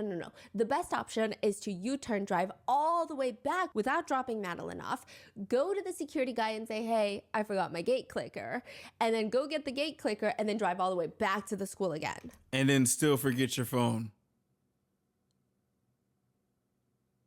Mm-hmm. The police are asking, could you not have just gotten your gate clicker after you dropped her off? That's what I'm saying. She gotta go to school, but I nigga. also like to come back in through the back gate sometimes, and sometimes they're busy up front, so it was better to avoid the line. I don't know if it makes more sense. It's just what I did. Right. And they also confront him. Okay, well, there is footage of you talking to security while Madeline is sitting in the front, reclined, and you say she's asleep. We don't believe that, but then you go to the dumpster and you throw something away. We went through that dumpster and we found her backpack in the trash. Why is her backpack in the trash if you're dropping her off at school? He doesn't respond. He just keeps blinking and he's staring at them like he's confused by what they're saying. Like, what do you mean you found a backpack? There's no way there's a backpack. And they tell him, Stefan, I'm telling you, what I'm pleading with you is that you do some soul searching. The more time that goes on, the more that this gets tough. That little girl is out there and we need to know. I really think that you can help us and I'm pleading with you. I dropped her off. That's the last time I saw her. What do you think? But you didn't. He was on the phone. Text messages, emails, Emails. and stuff. Pictures. Old stuff. What kind of pictures were on there? Training card pictures, lightsaber pictures, Disney pictures. You have a Google account? Yeah, Do you save pictures to your Google account? sometimes. Or is it automatically? I know sometimes phones sync to a cloud and Yeah, I think it backs up to Google. So we do got an Android. Okay. and then sometimes when you reset your phone and your phone updates and puts these apps back on your phone, sometimes they will put the images back on your phone. Not sure. Yeah, it does, nigga. Assume so. Probably. I mean, went to Disney, took selfies on the train. She got back from Puerto Rico and had her hair braided. We got pictures of that. Here's where I'm going to be brutally honest with you. There's your phone. And I'm pretty sure you know what He some of those nodded. pictures are about. He nodded. You're a very intelligent person. I don't want you to discredit yourself by saying you don't know about all the pictures that are on your phone. You understand what I'm saying? I ain't gonna lie to you. Detectives that be holding it back to not jump across that damn table be like the most strongest people ever. And Stefan looks taken aback. And Do we? he feels like the police, the way he responds is like the police are trying to do him dirty. Should I be talking with a lawyer right now? I can't answer that question. What? My sole purpose right now is trying to find Maddie, and I'm trying to see if you can help us. Well, I would really like to help, but I feel like I should probably have a lawyer present at this point. So he's now finally realized he can't play any longer. No. Well, we can make that happen. I just want to let you know that you're not free to leave and you are being detained. If you are told this and you're innocent, what do you say? what the fuck are you What does talking an about? innocent person say? I said, what the fuck is you talking about? What? Wait, huh?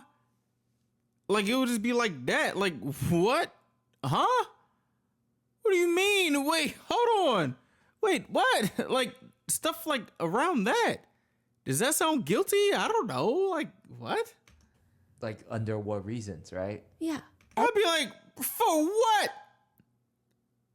What the fuck did I do? That's what I would say, because I don't do shit. What? Every interrogation clip where they're so guilty, Yeah. they never ask what they're being detained for. Yeah. Oh. You're being detained. Okay.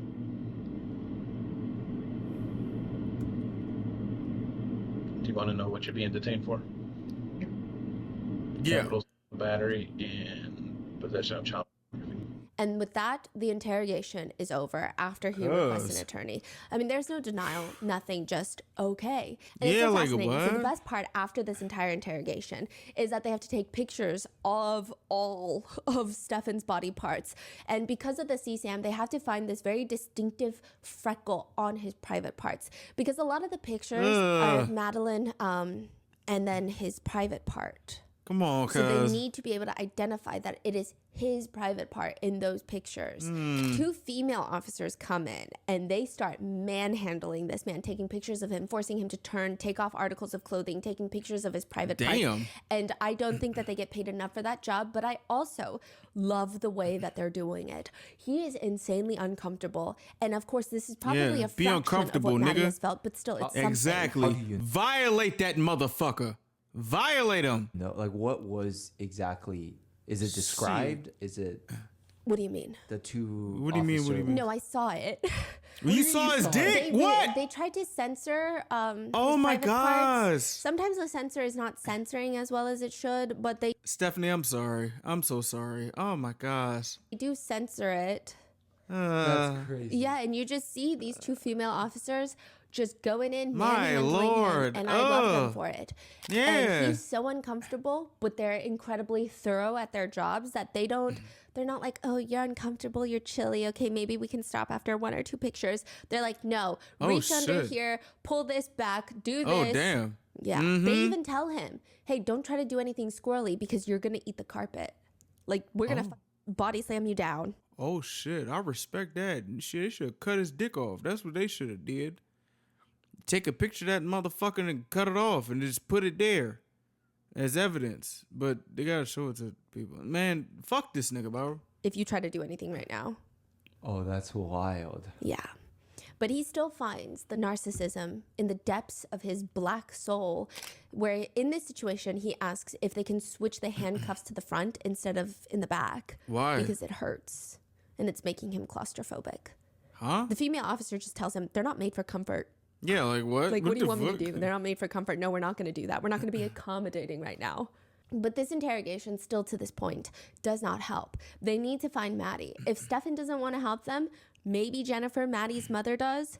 If you watch part 1, it is very evident that Jennifer does not care to help. Yeah. In fact, it seems like she is more upset about Stefan being arrested and even cheating on her. Cheating, and I say that very loosely because it's essay, than her daughter being missing. I mean, maybe her shock is presenting itself differently, but it's so strange. It's like Stefan is her entire world. Even the day, the same conversation where she finds out about the CSAM, finds out that Stefan is abusing her daughter, she asks, Is he being placed under arrest because of those pictures? Yeah, we haven't made that determination yet, but Press charges since she's a juvenile. No idea. I didn't think it was in my power. I thought you guys just automatically did it. What? What do you think should happen to him for these pictures? It's crazy. Like, I saw the pictures, but I'm still in denial because, like, You answer the question, please. No. Okay. there's a piece there, but is he visual? Does he show up in any of the pictures? Is there? I mean, I don't know who's. I haven't seen all of the pictures, so I can't answer that. Okay, because I can't. Whether it's his penis or not, are you comfortable with him having content of someone else's penis on his phone? AKA, are Yeah, like what the fuck is? First off, it's on his phone. It's on his phone. It's on his phone. It's on his phone. you still comfortable with him having pictures of someone essaying your daughter, even if it's not him in the picture? That makes sense. Absolutely not. No. So what do you think should happen to Stefan? I'm afraid to say press charges, but what else? Murder. Kill There's him. a side of me that wants to say he's innocent, that this doesn't happen, but who else's penis could that be? She's not left alone with anyone else. Can I make one decision now and change my mind later? What? I just don't What? know a singular parent that What? would not only want to press charges immediately, but would want to go into that jail cell themselves and do something about this. Throughout the entirety of the investigation, on top of all of that, she has never not once said anything nice about Maddie. I think that she might have mentioned that Maddie was kind of artistic at one point, but that's it. At least from What the all the fuck, released audio and dude? video interviews, as well as police incident reports, she somehow cannot say anything kind about her own daughter. But she finds it in herself to say neutral to relatively nice things about Stefan, the guy that essayed her daughter for years, made even more infuriating by the fact that Stefan is a person. Even his parents have stated before all of this, Stefan is crazy. He's a manipulator. He's a gaslighter. Stefan's grandpa on his mom's side passed away, Rest in peace. and he left this heirloom Rolex for his daughter, Stefan's mom. Okay. Stefan proceeded to steal that Rolex from his own mother. How did you What? find out about that? Stefan's mom said it. What the Stefan's mom was fuck? like, he stole the Rolex. And yet, Jennifer can say nice things about him, even defending him. Meanwhile, Maddie, who has done nothing but be victimized under Jennifer's care, is forgetful. Yeah, like any other human in the world. When it comes to Maddie, she mentions she leaves laundry on the floor. Her room's a mess. She keeps her personal space very disorganized. If she gets She is a child.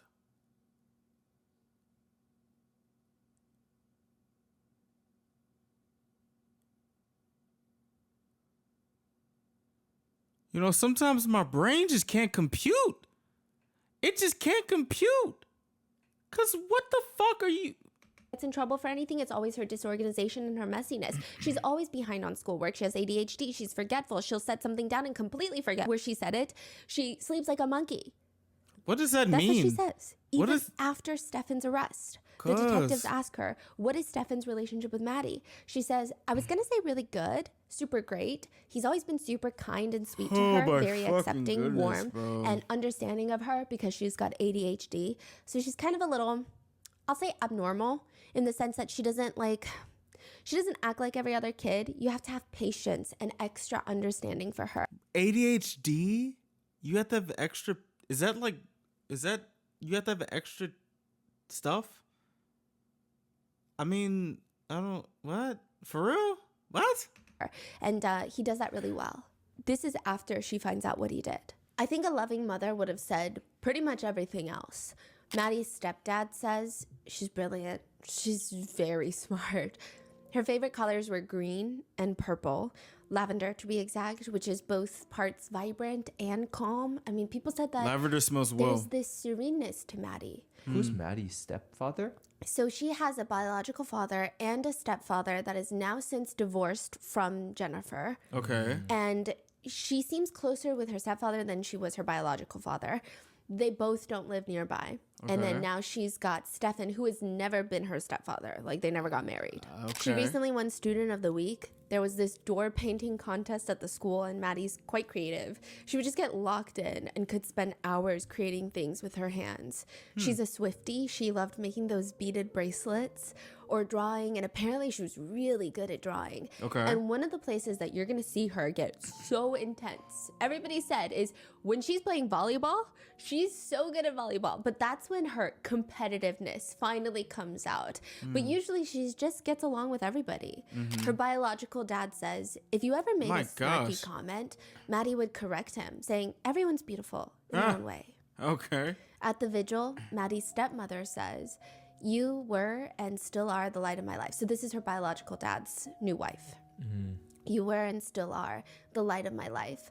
I'm so blessed to have known such a sweet soul. You will This be is remembered crazy. as a young girl running through pumpkin patches, learning to fish, feeding baby goats, and jumping in the corn. This is so It's hard sad, to imagine that bro. you're gone now. This is so Another who sad, helped with the bro. vigil said, we want her to know that as a community that she does matter to us. Whether you knew her or not, whether you live right here in Florida or you live in Australia, she matters to so many people. But instead, Maddie's mom wants to talk about how messy she is, how forgetful she is, and how she never does things on time. You know, sometimes I ask a question to myself. It's like, what would happen if we just start killing these people that take people away who don't deserve to be taken away? Like, what would happen? Is it going to be some type of like anarchy or something? Because I feel like a lot of people just say, oh, we should do this, that, and the third to bad people, but bad people keep doing things to people who don't deserve it. And sometimes I think to myself in my, overthinking brain, let's say in GTA, in like virtual reality, like what possibly could happen when we just start offing people who actually deserve to be offed in the face of this earth? I feel like there are going to be some people to be like, oh no, they don't deserve it. Who am I to kill somebody as a human to kill? And it's just like, you say this, but literally, see, I don't think it's in good faith to turn this into a racial thing. I don't know. Like, it's just like, bro, what? Like, what? Like, what is it? Is this some type of thing that we're not supposed to understand? I feel like I'm having an abstract thought right now. And I also feel like this isn't for this medium. But my question still stands. Like, my question is, what do you think will actually happen if we just start killing pedophiles? Like, you know how they do, like how, you know, how like people be saying like black on black crime? Like the amount of like people who die in gang wars and stuff like that. Like, what if those people were pedophiles? Like, what would happen to the world?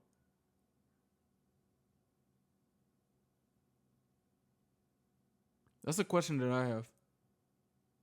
Probably very abstract. Probably a snowball effect. I don't know. But that's just a question I want to put out there.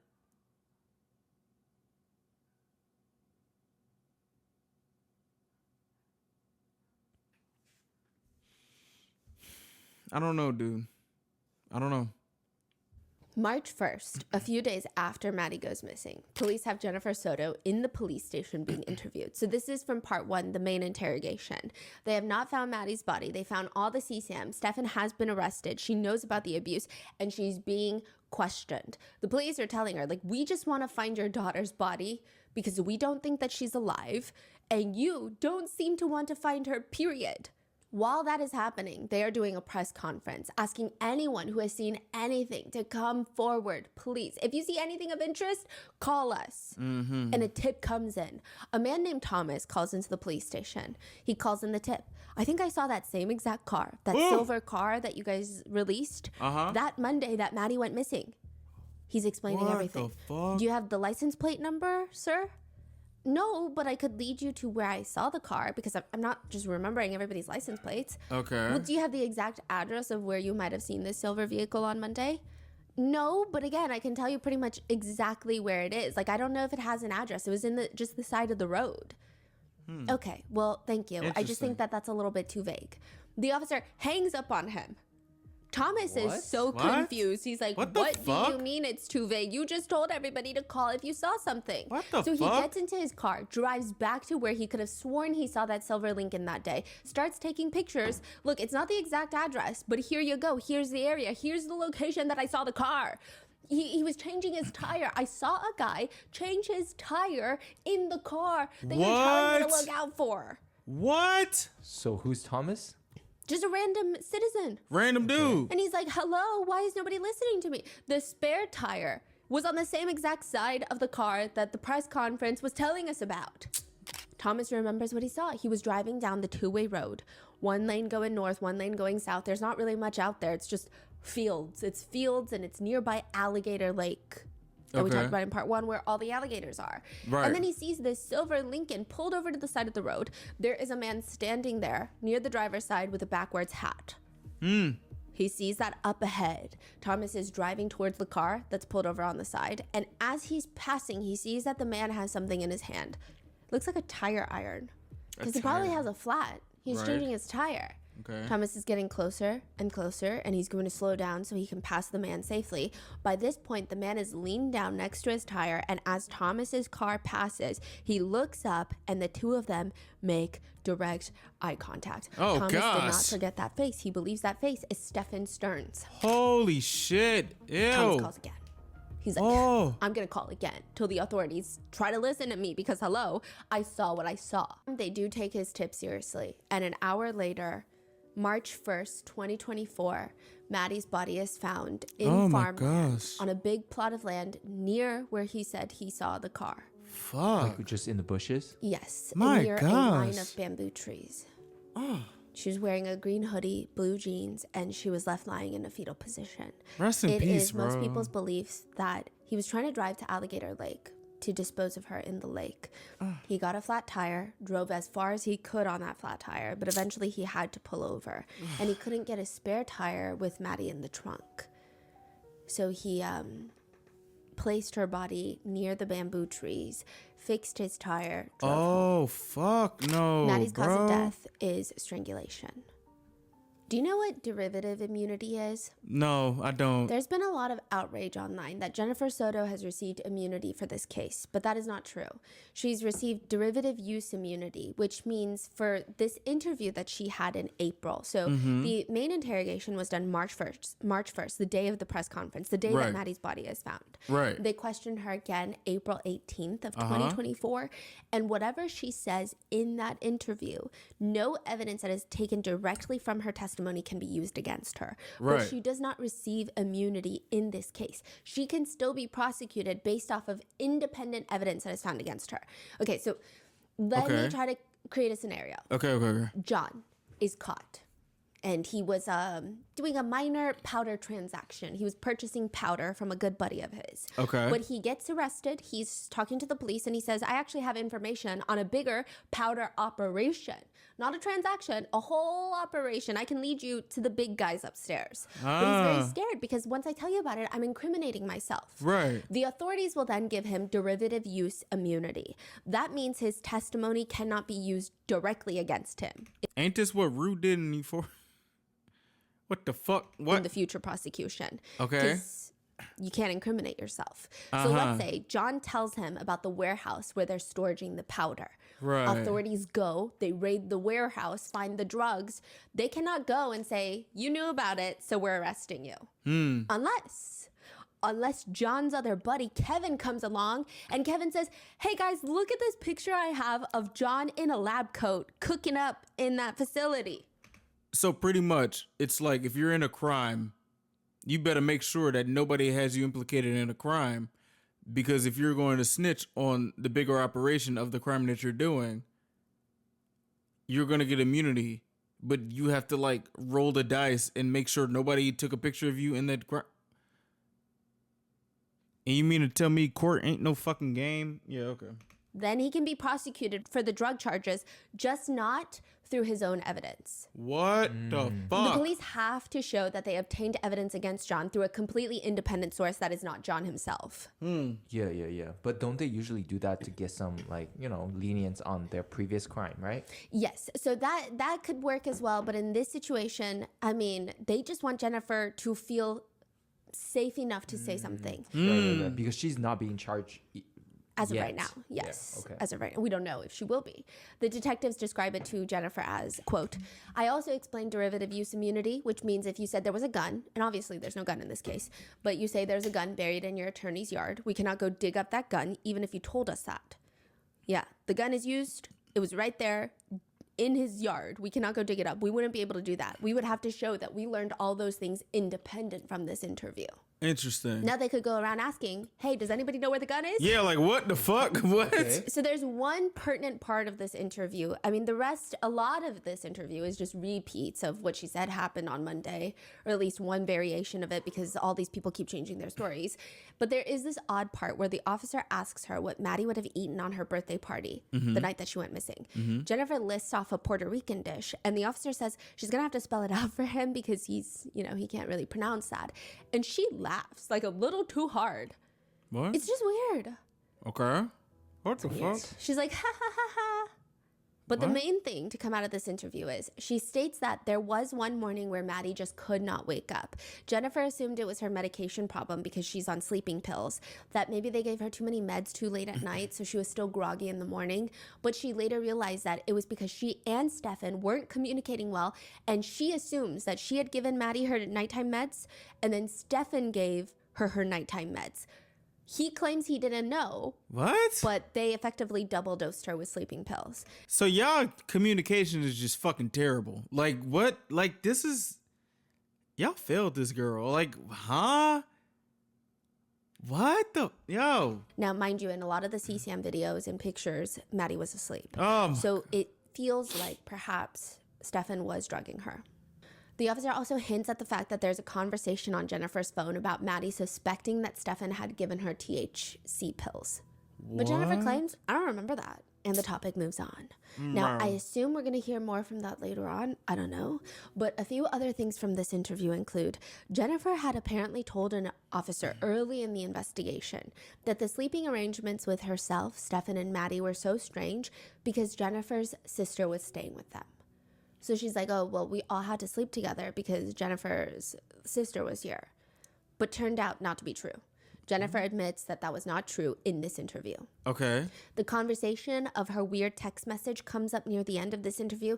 Maddie had plans to go see her biological father in Texas prior to all of this. Okay. Jennifer texts him, the biological father, I hope nobody touches Maddie or films her under the bathroom. What? Which is an oddly specific thing to say. Bro, get the fuck out of here. Why is this shit so specifically specific? Like, no. Why is it? The fuck out of here, bro. At first, Jennifer is like, I don't remember that. I don't remember that. And I bet but you later don't. She says, oh, I remember that text message. I think this was around the time, this is her saying this, I think this was around the time that an airline employee had taped his phone to the restroom to watch a child use the restroom so that they could secretly film it, but the child discovered it. Like, that's that. She's saying, like, that was that. Another quick question. Police want to know if Maddie is embarrassed of Stefan's car.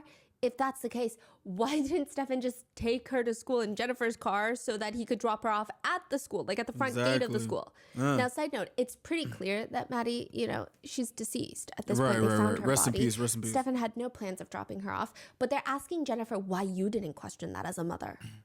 Okay, so back to what you just said about her text to the ex-husband, Yes. right? One suspicion would be she found out about what Stefan did. Yes. And this is her just listing it out because she was upset.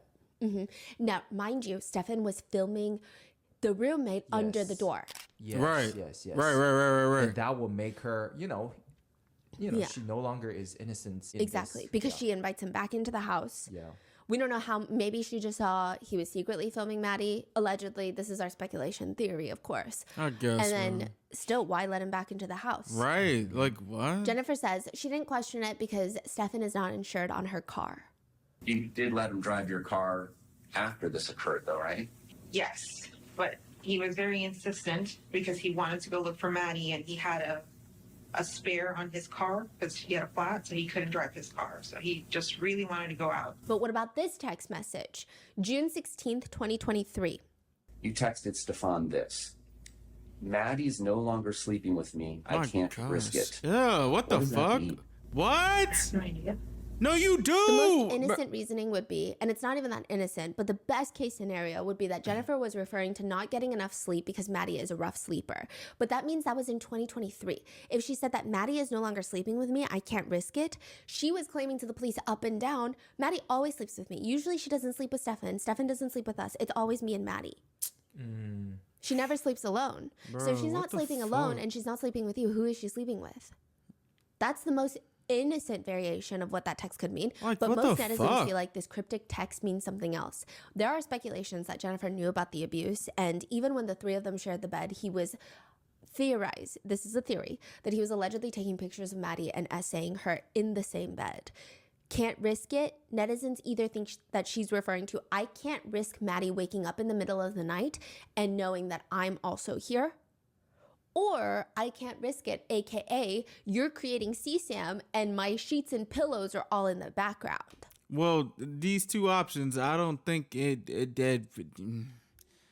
These two options, both of them suck ass. Like, what the fuck? Like, both of these are terrible. That's what netizens theorize. Stefan has been arrested for CSAM, child essay abuse, as well as first-degree murder charges. And now the question is, with all of this, even this derivative use immunity interview, people feel like Jennifer is even more sketchy. This did not make her less sketchy in even the slightest amount. The main arguments against Jennifer, other than the ones that we've already covered in part 1, is that the very first initial response from the police, there's body cam footage, they come to talk to Jennifer about her missing child Monday night. Jennifer's trying to show them a picture of Maddie, and she's got to scroll through her phone quite a bit.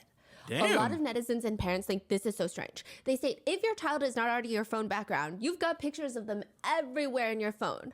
I don't even have children. I have pictures of my nieces everywhere in my phone. Is this true? Is this true? Is this true? It doesn't make sense. It just feels like Jennifer she doesn't care about her daughter. She doesn't attend her own daughter's birthday party. Fuck. That's not even held on the day of her daughter's birth. Yeah. It's like you could schedule that for when you're off then. And then it just feels like she could not physically care less about her own kid. Also, why the hell is Stefan staying with them? He and Jennifer are broken up at this point. It doesn't even make sense. Exactly. She even tells officers, it wasn't until June of last year that we'd broken up. And I said, okay, I don't want to sleep with him in the same bed. Please move upstairs. And he moved upstairs. So you don't want to sleep with him in the same bed, but you want your 13-year-old daughter to sleep with him in the same bed. What the Jennifer's fuck? explanation for that is, I don't know if I was ever comfortable with that, the two of them sleeping together. Huh? But you told them to sleep together Sunday night. I did. That was a selfish move on my part. It's because I wanted a good night's sleep. I didn't want her kicking me or rolling onto me or waking me up to So that was the most important. All right. Hear her alarm so that it woke me up. I wanted to keep sleeping until I needed to sleep because I just had not had that with my training schedule. I have had not a good night's sleep. My medication was out of whack. I was feeling funny and not like myself, and I knew that I needed another night's sleep and my medication in my body. Then why not just have your parents watch her? So Jennifer's grandmother lives nearby, and when Jennifer is working, she will actually do drop-off and pickups. Okay. She'll help watch Maddie. I'm not saying parents should become unstable or not take their medication or sacrifice their own physical health for their children, but there are certain things you can do to ensure the safety of both you and your child. Like, let her stay at grandma. She was already at grandma Sunday for the birthday party. In fact, she cried to grandma saying that she didn't want to go home that week. What? Then in other interviews, Jennifer and the other roommates, as well as Jennifer family members, they all mentioned that Jennifer is a deep sleeper. Her meds knock her out. Like, she will be out like a light to the point where she cannot hear anything. So she's saying, I needed my sleep. I didn't need anyone to bother me. Like, I'm so fragile and frail. I need my sleep. Ooh, I really need it. But then also, I didn't hear anything Sunday night because I just knocked out. I was so deep asleep. Additionally, she was not scheduled to work Monday or Tuesday. So she had a lot of time to recoup before going back to work. Furthermore, if Jennifer was someone who needed good quality sleep, why did she sleep with her quote-unquote nervous dog? I don't know about a nervous dog, but remember, she said he came to put the leash on my nervous dog, and I had to help him in the morning. What the fuck is a nervous dog? Was the dog in the room with you? Yes. He gets very nervous and will urinate. If you put the leash on him too directly, you have to like be nice and talk to him. I don't know about you. Okay. If you have a nervous dog, they're typically very sensitive to noise and they're barking all the time. And they're rummaging, they're pacing when they feel like something's happening. They growl. Yeah, I have a wiener dog. He literally barks mid-video. Does that count as a nervous dog? I can't sleep when 10 is barking. Like, or these meds like knock you the fuck out. Like, huh? They grunt. I mean, they think everything is a potential threat. Right. So it doesn't make sense. What the fuck? Another roommate said that she always saw Maddie and Stefan alone upstairs in room number 4. And she would even ask Jennifer because she thought that was strange. Like, hey, is that okay for your daughter to just... This is not even a stepdad that raised her since she was young. Man, what? This is not even a stepdad. You have the fucking roommates saying, yo, you think this is okay? Like, what the fuck going on? This is not her biological father. It's not even a family member. And like sometimes a lot of abuse even happens within family members. So you can't even just, it was even weirder. Like it's just, I can't think of a single explanation why that's okay, the roommate is saying. So she asked Jennifer, is that okay? Because that's weird. I think for them to ask there must be some offline. Yeah, energy. like It's what? not just like, oh, Maddie's bored. She doesn't want to be alone. So they're like, and Right. then Stefan is like, oh my God, I want to be alone. But this kid keeps bothering. Like, clearly something is weird. And Jennifer's like, no, he would never harm my daughter. Well, he Even one of the did. other roommates is more emotional when talking about what Stefan did to Maddie in The regards fuck? of the abuse. She cries in the interview with the police. She's more emotional than Jennifer. That's She crazy. keeps saying throughout the interview, I wish I had paid more attention. I wish I had paid more attention. That's fucking crazy. I wish I would have like saw or something. I would have paid more attention or something. Which are the things that you would expect someone to say. Side note, there is this very emotional moment where the detectives tell the roommate, we received a tip, an anonymous tip that you knew about the abuse, that you told someone about the abuse. Okay. That roommate was like, oh yeah, I live with this family. I think that there's abuse going on. Keep in mind, this is a high profile case. So this tip likely, I want to say personally, in my opinion, has no merit. I don't think it's real. Okay. Well, I would have killed myself if I knew anything. No, I promise you. I've never heard that kind of anger or upset or anything from Jennifer in any of her interviews. And then Jennifer, on one hand, she acts like the world's most micromanaging, attentive mom. Oh, I have to remind her to do things because she's forgetful. She has ADHD. I have to make sure that she takes her medication because I don't want her to take Adderall at night because then she can't sleep. And then what if she accidentally takes it? I have to do this. I have to do this. She pretends to be a micromanager whilst never attending an open house at her school. At Maddie's school, all of Maddie's teachers say, one of them said, you know, Maddie would have sleepy days, which were not normal. She would be zoned out and asleep through the entire period. You know how kids will sleep in school? Right. This was not that. Oh. They say the level of this was just different. They told Maddie's mom about it. She did nothing. She just said, oh, it's her meds. So you are micromanaging, but at the same time, you don't notice anything. Man, what? And by all accounts, if you mesh together Maddie's teacher, Maddie's friends, Maddie's family members, all of their testimonies and statements, it seems like Maddie was doing so much better mentally after Stefan moved out and was slowly recovering. Really? That's what it feels like. They don't know that because they just think, oh, she's been a lot better. She's been more attentive and more focused on her schoolwork. She's been more Right. creative recently. But if you kind of put the fuck, pieces dude? together, she's recovering after he moves out. Right. Even Jennifer tells an officer, I mean, this shit sounds like this is more plausible. But it's, to me, it's like all these puzzle pieces are there, but one of the main people that's supposed to care don't fucking care. Maddie had the typical teenage attitude. The sass, the talking back, the disrespect, the She's a pushing boundaries. teenager. She's very much doing that. She's a but that teen- calmed down over the last few months. Got even better when Stefan moved out and went to Northport. That's what she says. It's hard to believe that Jennifer never once sat there and goes, why is that? Not even once? And then she said in a previous interview, they're best buds. Would you not be sad if your best bud moves out of the house? I mean, I yeah. would imagine that her behavior would get worse if they truly were best buds. And she Exactly. sees this healthy father figure who loves playing board games with her innocently. One of Maddie's friends tells authorities that sometimes Maddie would just come to school crying. And then she would just say, it's fine, I just want to cry it out. Bro, all these But fucking one of the most people, interesting bro. things a few netizens have What? pointed out is the fact that, again, she's micromanaging medications, doing all of that, Uh-huh. but then not really caring about Maddie at all, Right. but also tracking Maddie's menstrual cycle. Jennifer mentioned that she has an app and Maddie will come to her and tell her when she starts her menstrual cycle. A few netizens have pointed out, quote, I never tracked my daughter's cycle. I just have supplies in the house when she needs it. And consider this, Jennifer is a drugged out fart in a whirlwind. This is their comment, not mine. She drugged does out- not have her there. Jennifer A drugged out fart and okay.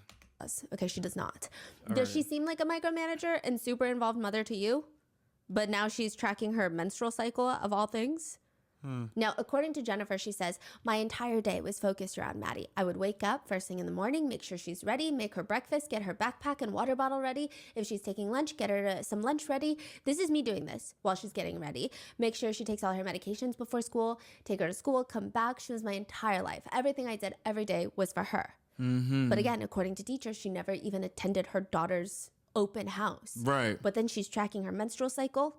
And this is another thing. I don't know if maybe, again, because I'm not a parent, I'm not entirely sure. But if I had a 13-year-old daughter, I would try to instill in her the responsibility of tracking her own cycle. So I Okay. would probably get her the app on her phone. Respect. And remind her to track it. Okay. And if she Respect. doesn't, I can tell her to whip out her phone and we can track it together. But I don't know if I would track it on my phone and have her come tell me. Like, that's a little weird. I don't know. I'm not a Especially lady. because Jennifer is not the type that's like, I need to have my eyes on everything. I am a perfectionist mother and I need to be hyper involved. It's just, the one day she's a hyper involved mom, the other day she doesn't care at all that her daughter is being abused. Like, it doesn't make any sense.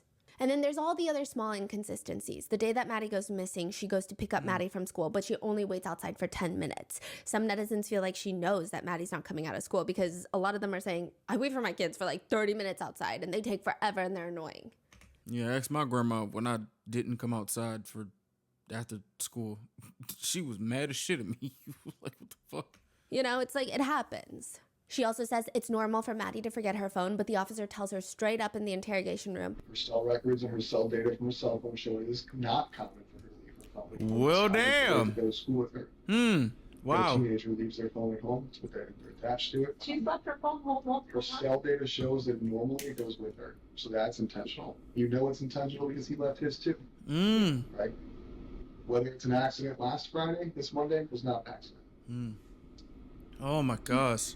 Regardless, investigators are clearly skeptical of Jennifer. One report reads, during the course of the investigation, Jennifer has been interviewed by detectives and the media. Jennifer has made numerous contradictory statements to detectives and media outlets. During initial interviews with patrol officers and detectives, she stated that Stefan took Maddie to school. During other statements, she said, we took Maddie to school. Jennifer's whereabouts are also inconsistent. She initially stated that she did not take Maddie to school because of a new job, and then she later stated that actually it wasn't her new job, she had a doctor's appointment that day. Which, side note, she had 2 doctor's appointments that day. One that she 2. actually did attend for blood work, her annual exams, and then a second one that she canceled the day of. And they asked her why she canceled it, and she said, I didn't want to go to a $350 Botox appointment. Now, most of the time, in almost all the interviews, Jennifer complains about not having enough money because she's on disability, and she finally got a part-time job at Disney.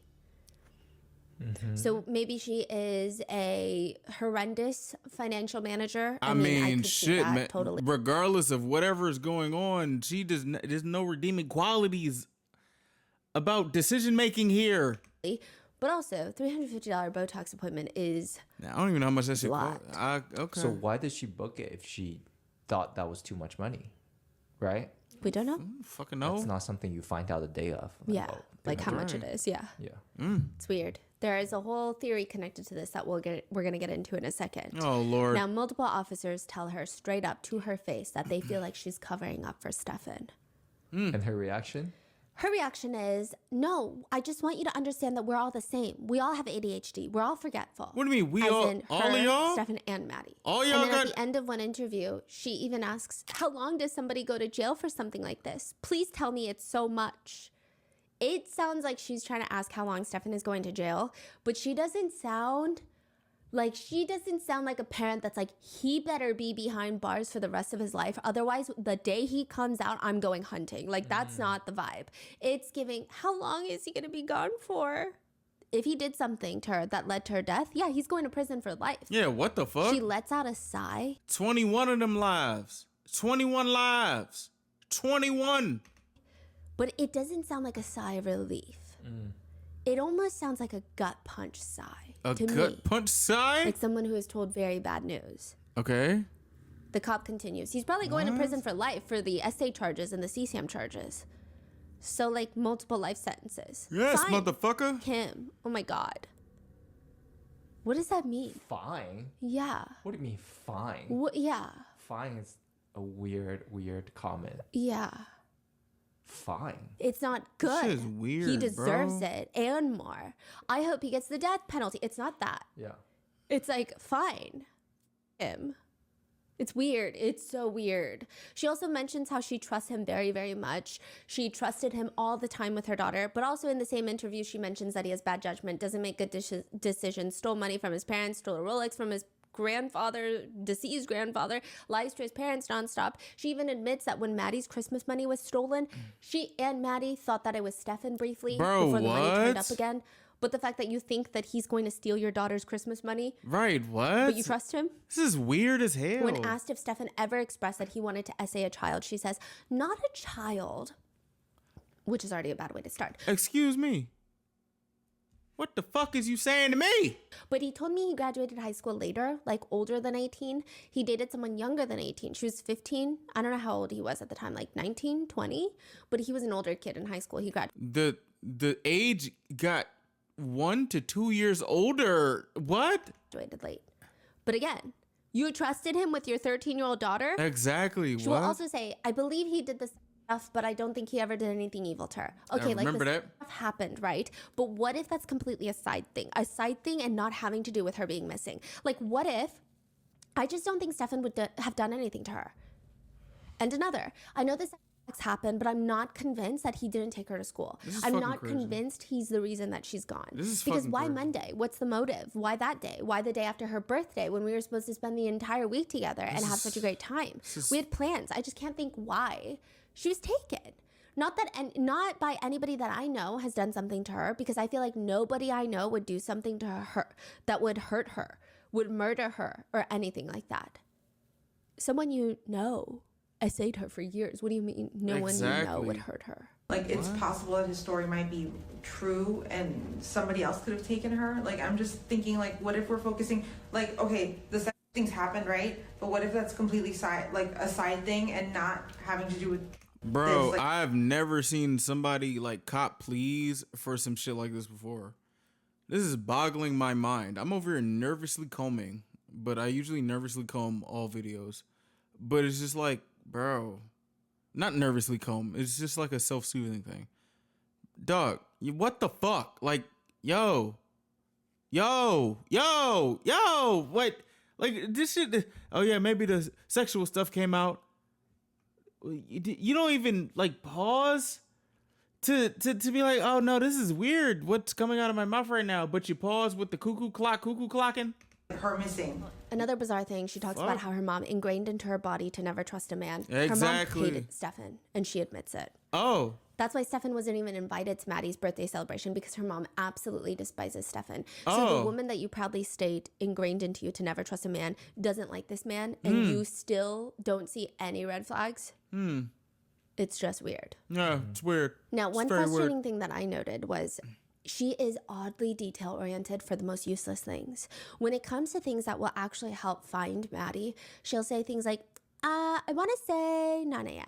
I want to say, I'm going to say, and it's very vague. Nothing is specific. Right. But then when the cop is like, oh, do you have a friend that lives in this area? She's like, I do. I have a friend. Hold on. Let me pull out my maps and give you her exact home address and phone number. Interesting. It's like suddenly she's so oddly specific about the most useless things that have nothing to do with anything.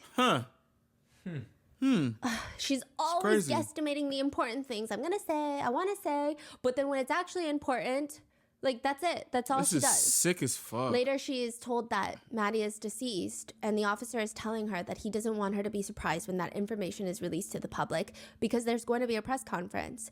She asks, Am I going to be at the press conference? Am I going to hear it? What? Which is odd. What do you mean? Because you heard it a few days ago when the authorities told you that they believe that Maddie is dead, and you're hearing it now. Why does it matter if you hear it again at the press conference? The problem is that not that you're hearing it. The problem is that your daughter has been killed. She explains to the officer, I've been avoiding the internet because my family is telling me that stuff has been leaked on the New York Post, or you guys said something. They're all traumatized from the media, and they're telling me don't. And I don't want to hear it. What? She will be in the trenches of a really traumatic, or what is supposed to be a traumatic interview with police. And then she'll say the word shit. She'll say and then say, sorry, I have a horrible potty mouth.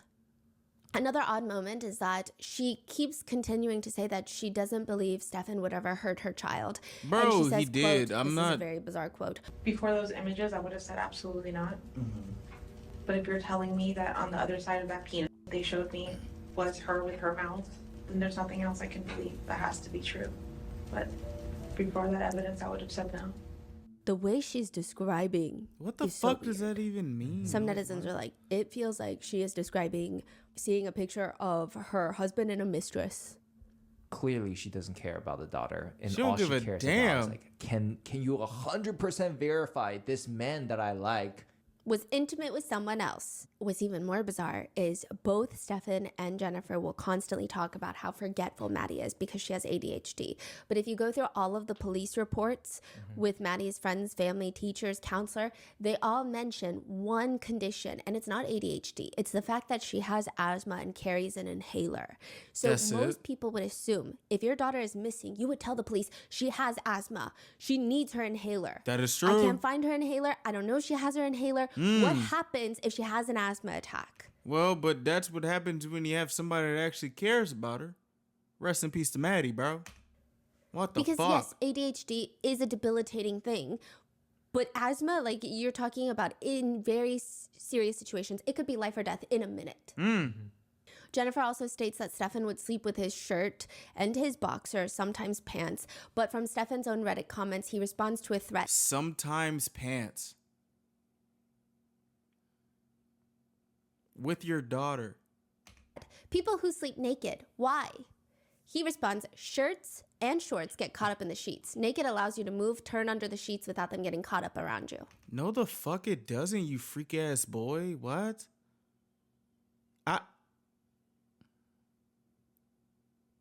Bro, yo. This shit make me angry, cuz. Oh my gosh. Which leads us to the conspiracies. What? The CSAM conspiracy. There are variations of this theory, some believing that only Stefan is involved in profiting off of the CSAM because remember, they found hundreds of photos, over 400 photos and videos of Maddie being abused by Stefan, but they also found 35,000 files of CSAM on his hard drive. We don't know how much of that is Maddie. I'm assuming it's not all Maddie. I'm assuming there's a lot of other victims. Now, it doesn't seem to be under the impression that the police believe that he victimized others or if he was purchasing the CSAM or downloading it off the internet. Regardless, it seems like a criminal enterprise is what netizens believe. I mean, others argue that Jennifer might have known and was probably profiting off of it as well. Even Stefan's own parents are confused about where he was getting money from because he's unemployed. He's constantly ordering stuff. He constantly is ordering Tamagotchi and packages are coming nonstop. His dad would straight up ask him, where the hell are you getting this money? Even Jennifer said she was confused because he's constantly getting deliveries, but he has no job and he has no savings and he's broke.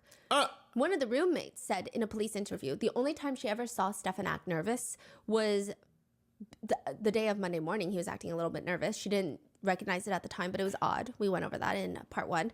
But also, he was waiting for a package one time, and he seemed really angsty about it. Really? Some people think maybe it was a package of CSAM. A package of what? What the fuck do you mean a package of Yo, what? Yo, this, he gotta die. He allegedly had a lot of social media profiles. The obvious one, Facebook, Instagram, Reddit, but additionally, Telegram. Of course he did. And if you have watched any of our Nth Room series, I mean, you know what's going on Telegram. Yeah. There's a lot of shady stuff on Telegram. Yeah. The theory summarized by one netizen reads, if the reports are true that the most of the heinous material is from the room, you know, the little partitioned area where Maddie slept, was it literally created solely for the intent of production set value? Come on, cuz. So some netizens think because Maddie never slept in her room, in the living room where it just has the fake walls. She never slept there. Why did they create this random room there? And if you see pictures of the room, it's very girly. It looks like a teenage girl's room, which is kind of normal, but some netizens were thinking more into it. If Maddie never sleeps there, she doesn't spend time there, what if that room is used as a set for CSAM? Come on, bro. They found Stefan's boxers in that room. What? So it feels like it could have been used for CSAM production because maybe they want to make it look like a little girl's room where the CSAM is happening, the abuse is happening for some disgusting fetish. And also, if you look at pictures, there's a webcam directly facing the bed area. But again, it could be more innocent. It could just be the setup of her room. She likes to sit on her computer. Really? And even Stefan's mom says, though, well, ask yourself the big question. The really big question out there is all that stuff on his computer, all that stuff on his phone, all that money that was coming in by the handfuls and the way they were spending it, where did it come from? Yeah, where the fuck Stefan's did it come dad says, from? we're very suspicious that there was some kind of enterprise going on. And of course, police won't tell us anything about it. There's a bigger web, possibly. And in a release document, the warrant reads, the files depict the performance of a child. The images were taken in a way to elicit a response from the viewers. Oh my god. The netizens who believe are split on whether or not Jennifer was involved or not. They bring up the Botox. They say, where is she getting this money for a $350 Botox appointment? Perhaps she knew what was happening, but she changed her mind the very last minute because she realized how shady it looks if she goes to that appointment that day. One big component to this theory is that there are reports Stefan is receiving commissary money from a 55-year-old man in Florida. There's not much information about this man out there, verified information at the very least, but it appears that he's really the only other person sending Stefan money aside from his family members. It feels random, but the only thing that you can really find on this guy is that he was apparently arrested for openly self-pleasuring himself in front of minors. What the fuck? So you can imagine, how do these two people know each God, what the fuck do you got going on, bro? Like, huh? other? In addition to those who believe Jennifer is involved in the conspiracy for CSAM, there is another piece of evidence that people are using. In a jailhouse phone call from Stefan's parents to Stefan, his dad asks him, are you cooperating with the police about her participation in any of this stuff? There's been no opportunity for me to cooperate with anything. As I understand, the police keep saying that I'm uncooperative, but they haven't asked me anything to cooperate with, so whatever that means. That's one big conspiracy, but that still doesn't cover motive. Even Jennifer, which is weird, she says there's no motive. They were about to have a great weekend. So why would he kill her that Monday morning, Sunday night, Monday morning? What would be the motive? Maddie's friend mentions to the officers that she did notice something strange with Maddie recently. What? They're usually Why is everybody noticing something strange, but like the things that need to happen, it just doesn't happen? This is so fucking terrible, bro. Cycle synced, but Maddie had not had her period around the same time. When police questioned Jennifer about this, Jennifer says, actually, that is weird. She was supposed to have she goes missing on the 26th. She was supposed to have her period early February. Bro, please don't tell me. Come on, bro. Come on, bro. Come on, bro. No. Oh,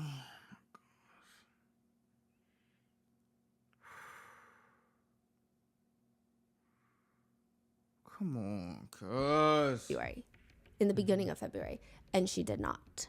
Now, my understanding is that you had some sort of period tracker that you kept track of Madeline's period with? I had a calendar app that I would write what days she would get her period, yeah. In February, no, I didn't notice her using any of her feminine hygiene products. Could they test for that or no? Yes, but they probably won't release it to the public anytime soon. Wow. The officer asks her, and she didn't tell you about this last cycle? No. You don't find that odd? Yes, now that you bring it up, yes. Would there be obvious signs that she's on her cycle as far as certain products she might use? AKA, maybe she just didn't tell you, but she was bleeding. Yeah, her pads. I would get her a box every 2 cycles or so. I would usually hear about her breast hurting or her period cramps, but I didn't hear any of that. Okay. But the biggest factor that makes netizens believe this is the motive is December 16th, 2023. This is released from a police report. Maddie sent Stefan a text message, a photograph of 2 silver coins. What the fuck? The coins have the writing, new parent decision coin. 2 texts. What does we that need this. mean? Get this for us, please. What is The it? coins are from Amazon. It's called Fun New Parent Decision Coin.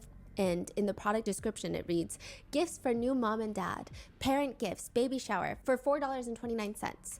Hey, cuz, I forgot this was even in the title, bro. I'm like, he's still alive in jail? This dude's still alive in jail? We not investigating Jennifer? Like, this is, like, what? Well, I'm so exhausted. I can't, bro. I'm just so tired. I'm so tired. What the fuck? This story is shit, bro. So on one side of the coin, it says daddy's turn and mommy's turn. The purpose being, I guess, if the baby is crying in the middle of the night, you flip the coin, who goes? This is in December? Of 2023. So 2 months before she goes missing. This is fucking crazy. Okay. The description reads, if you have friends or family members that are pregnant or are new parents, this is a perfect gift for them. The case report reads, this is not speculation on my part, the case report reads, due to the fact that this conversation was not near Father's Day or Mother's Day, leads one to believe Maddie and Stefan had possibly spoken about conceiving a child. Oh my Perhaps it could gosh. be that. Some people who don't believe in this think that maybe it was for one of their Tamagotchis. But if you go on Reddit, a lot of people say that Tamagotchis, the lifespan of the Tamagotchi being a baby, is like an hour. Where you just have to be a lot more attentive to your device because the Tamagotchi is a baby. Okay. But you wouldn't need to spend money to flip a coin for like an hour. It's weird. But some others believe maybe it's not just pregnancy, or maybe it's not at all pregnancy. It's jealousy. In the interrogation room, there's this very odd moment where he asks the officers, okay, the officers are asking him actually, what happened Sunday night between you and Maddie? Like, did you guys have any sort of conversation, or did an incident take place? And he says, you mean like a fight? Which is weird. What would a 38-year-old man and a 13-year-old girl fight about?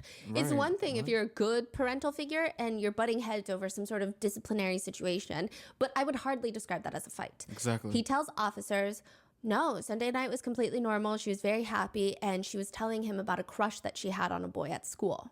And they ask him, how does that make you feel? She knows she's not old enough to date, but I told her crush on. Do you think, has she had any boyfriends in the past? Not per se, but boyfriends as however they can be early on. But we decided that she was too young, needed to avoid that BS. All right, being that she's too young, so she shouldn't be having sex with boys. None of it counts. It's real. What do you mean? None of it counts. None of it's real. Has she ever disclosed that she was being active with boys? No, not that I'm aware of. It just feels like he's jealous. None of it counts. None of it's real. Fine. None of it counts? It's weird.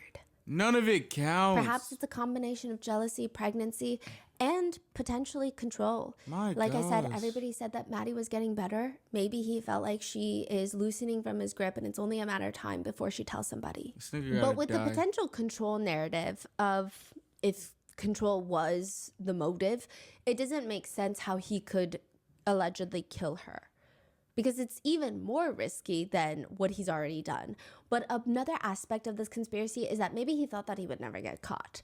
In another thread on Reddit, he talks about how he loves having guns. He writes, in an ideal world, a gun would never be needed. But we don't live in an ideal world. We live in the real world where bad things happen to good and innocent people all the time, and often with no resolutions or convictions, especially in some of the areas I have lived in. He writes, therapy is for victims. And therapy is great for victims, provided the victims are still, alive and well. And therapy may or may not help the victim in the long term. How about not having a victim at all? If a scumbag attempts to kill me or my loved ones, why should I roll over and let him? I am alive, and I therefore have the natural right to continue living. That is something I believe, and I will defend with my own life. If someone attempts to take it, if someone had an assault rifle and was trying to kidnap my wife or child, there would absolutely be some lethal gunplay involved. Why the fuck are you writing this shit on Reddit? Like, what? Well, you just getting your shit off for reasons as to why. What the hell? What? That point,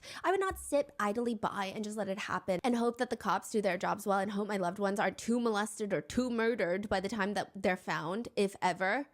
Are you okay with standing by while someone you love is R-worded, murdered, kidnapped, beaten, robbed, maimed, what the fuck is going on? Is it okay then for a person to decide whether their victim lives or dies?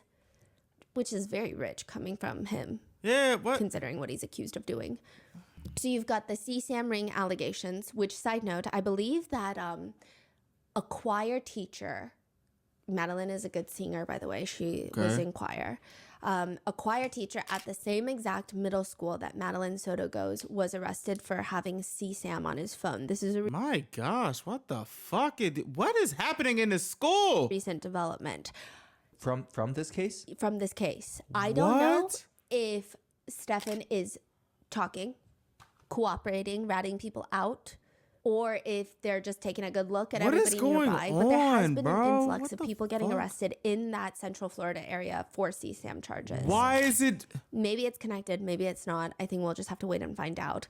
What the fuck be going on in Florida, bro? Like, what? But we have the CSAM allegations, this bigger theory that seems every day to seem more and more true.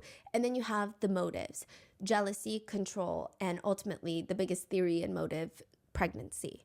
And then you also have people debating about the impact that Stefan's parents are having on this case. They've been a huge part of this case. They've been interesting figures in all of this. They will say some absolutely transparent stuff about their own child, Stefan, valid things about him, but then also go and defend him at other points. His parents have said about their own son, if his lips are moving, he's lying. We don't know if it's the truth if his lips are open. This is the first thing that she said. If his lips is moving, he lying. You should take that with, what is it, with a grain of salt? You should take that with a whole iodized salt can. What the fuck? What? The gaslighter, you know? He could make you think that things were one way when they were a total other way and do it with such sincerity that you questioned yourself. He's a narcissist. It was all about Stefan. If Stefan wanted it, then he didn't want to wait. He didn't want to wait for Christmas. He didn't want to wait for his birthday. It was now, and then he would throw a fit. He would steal his parents' money, jewelry, his grandpa's heirloom Rolex that he left behind. I mean, just nonstop. They would say all the most transparent things about him. But then on one hand, it does seem like they're sticking by their son, Stefan. How?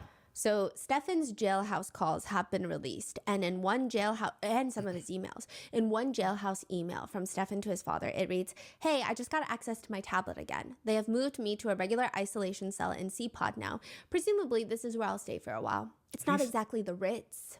It's a small cell, and the pod is quite noisy.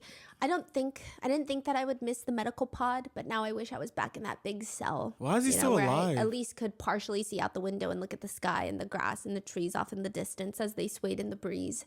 But in this new pod, the mat is flat and has very little cushion left. The cell is small, filthy, and has some spots on the wall that appear to be bloody fingerprints." He then requests his parents send 2 books to him, Congo and The Hobbit, potentially a 3rd book on how to make origami because it, quote, "could be interesting to learn and it's a good way to pass time and satisfy my need to create and craft and use my hands." He also sends his parents a lot of very annoying to read woe is me emails. They read, "I just got a good look at my Why you face in put the this dark music reflection in? of my tablet. Bro. My eyes are a bit sunken with dark circles underneath and my cheekbones are sticking out so much they look like they could cut you. I don't doubt that I'm continuing to lose weight. I am now going on 4 months in here and all that time I've never felt a full stomach." Nigga, fuck you. What the hell? And have in fact forgotten what it is like.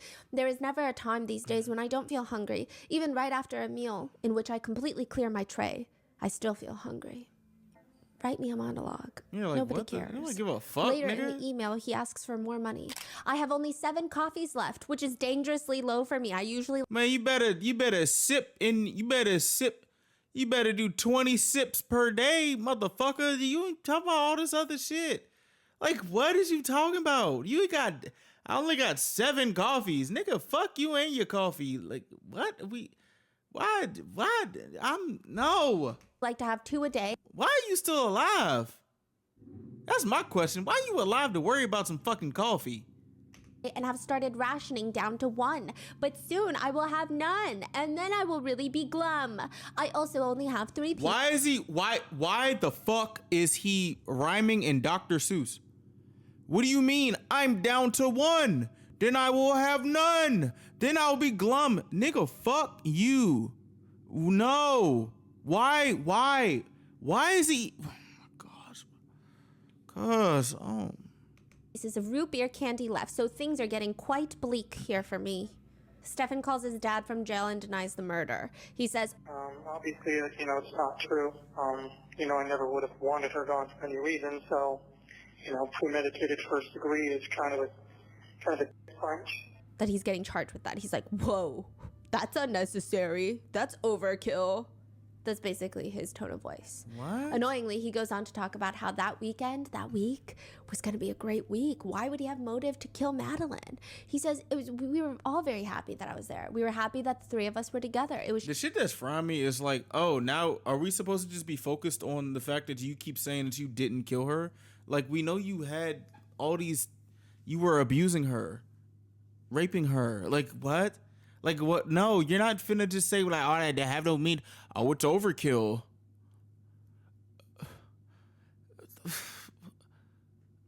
What? shaking up to be a great week and a great visit. There's no reason for anything to happen.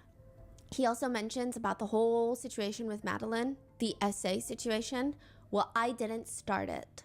What is it? All right. Yeah. Is he implying that Madeline started it? Somebody killed this nigga, bro. Yo, somebody do something to this nigga, bro. Like, what the fuck are we doing? Somebody, like, what? Sorry, my gosh, what? Or is he implying that Jennifer started it? What is he implying? If he's implying Madeline, I don't know. I think he should have a long talk about his charges with his fellow inmates then. And maybe he should tell them that the 8-year-old girl started it. See what they think. They say, well, you didn't start it, but you participated in it, which is just as bad as not starting it, but that's for another day. Who said that? The parents, which is That also is crazy. Yeah. Like, if that were my son uttering words like that, I think that I would potentially need police to restrain me. He says, I would never wanted that for her. I'm not really sure that any one person is specifically responsible. It's probably a combination of factors that led to it. I have never felt anything like that before. It was horrible. He also continues to rant to his parents about how bad prison is. He says, Boy, you gonna die in there. And I hope you suffer in there. Real shit, bro. Real shit, cuz no. Like, what the fuck? core temperature was down, like a degree or two lower than it should have been every time they took it. First night, it was concrete floor with a rolled up toilet paper for a pillow, nothing else. Bro, you know how they like make like shanks in jail? Like, you know how like they also put catheters in like men's pee holes? Like, what? Somebody should just do like a little dick check. You know what I'm saying? Like, what is we like? Come on, cuz like this is too much content on this dude's mind and talking. I'm not trying to hear this, bro. Put that little shank and get that nigga a dick exam. Don't sterilize it neither, because they ain't got no sterilizer stuff in, what's it called? And I don't think it's in commissary. Like, what do we, like, come on, bro. Like, what? So there are some netizens who support Stefan's parents because they feel that in their own weird way, they are also victims in all of this because they too are traumatized. They're hurt and they're trying to figure out how to navigate, how to consolidate their love for their own son while damning what he's done. I mean, sure, whatever. What the fuck ever. Like, what? Can we please say Madeline did not deserve none of this? Like, what? That's how some netizens feel. They point that even Stefan is so heartless to them. Perhaps he has given them a lifetime of pain. When on the phone with Stefan while he's in jail, his parents tell him, the penalty for the crimes you've been charged with, they carry a minimum 40-year sentence. So obviously we're going to be gone. Your brother's going to be gone. We'll all be gone. I mean... Hey, man, I ain't going to lie to you. Let's cue up a little what's it called? Hey, you got a collect call from da-da-da-da-da correctional facility. Hello? Stefan? Oh, that's you? You said what? Now, I understand that you my son and everything, but like, I ain't gonna lie. You finna die in there, boy. I ain't raised you to do no shit like that. Like, what the fuck? That's a less than 2-minute phone call. What the fuck? We crazy as shit. Over here talking about this damn coffee. I got 7 coffees left. Huh? You talking about some damn coffee? You talking about some you talking about some coffee? You saying all this to who? They ain't picking up the phone. I'm not picking up no phone, bro. Like, no, fuck you. Die in there. Fuck out of here. No. We're sad about that, obviously, because like what? There won't be anybody else for you when you get out.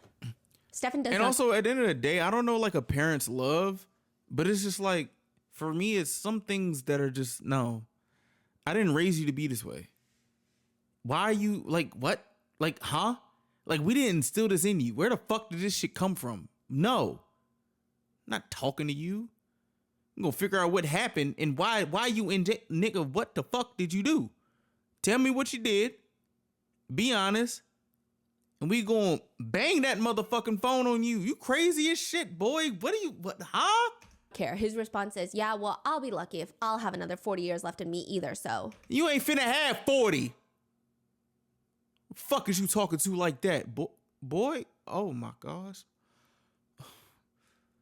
You talking to me from the correctional call? Boy, I hope they get you. Ooh, I hope they get you in that motherfucker. Hey, At the end of the call, he asked them, if you wouldn't mind putting a little more money in my commissary as well. All right, well, I can't do much, Stefan, because we really are, when I say dead ass broke, I mean dead ass broke. But I will do what I can. Stefan's mom tells officers she feels like she's in the 7th ring of hell. They state he did this and we know that now. We're not making excuses for him, but we cannot abandon him. They also mention how they're getting harassed online, but Stefan just says about them, Stefan says this, that he hates going to his parents' house because it's full of poodles and deaf old people, aka his parents. You raped a child.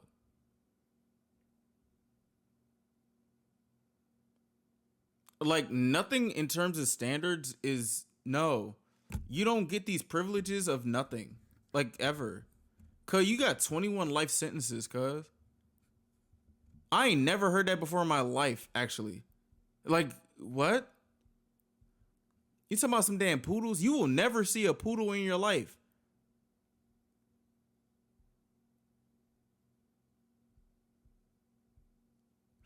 Like, what? What? But some netizens blame his parents because they're like, I think that the parents played a role in how he became this way. And the fact that they're supporting him after all these charges further validates that maybe, they are enabling him to some degree. Yeah. It just seems like they baby him. It sounds like some babying. I'm not really trying to focus on the parents right now because, like, still rest in peace to Madeline. Like, we talking all this shit about this motherfucker Stefan. Now we talking about his parents. Like, fool.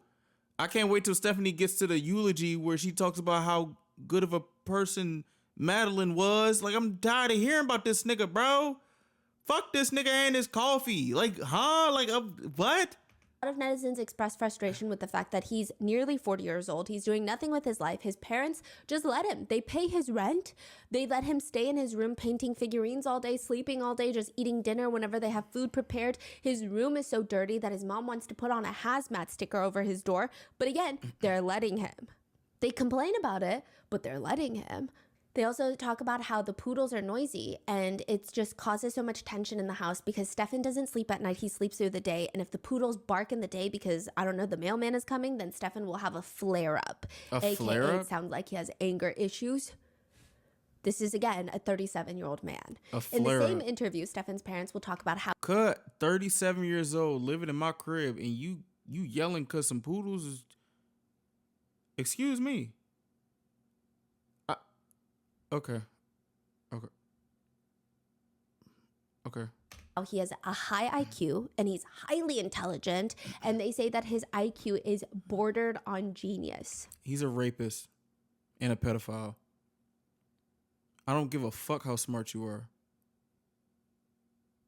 And that he has a deep empathy for other people. No, he doesn't. They will also say some things that trigger a lot of netizens. What?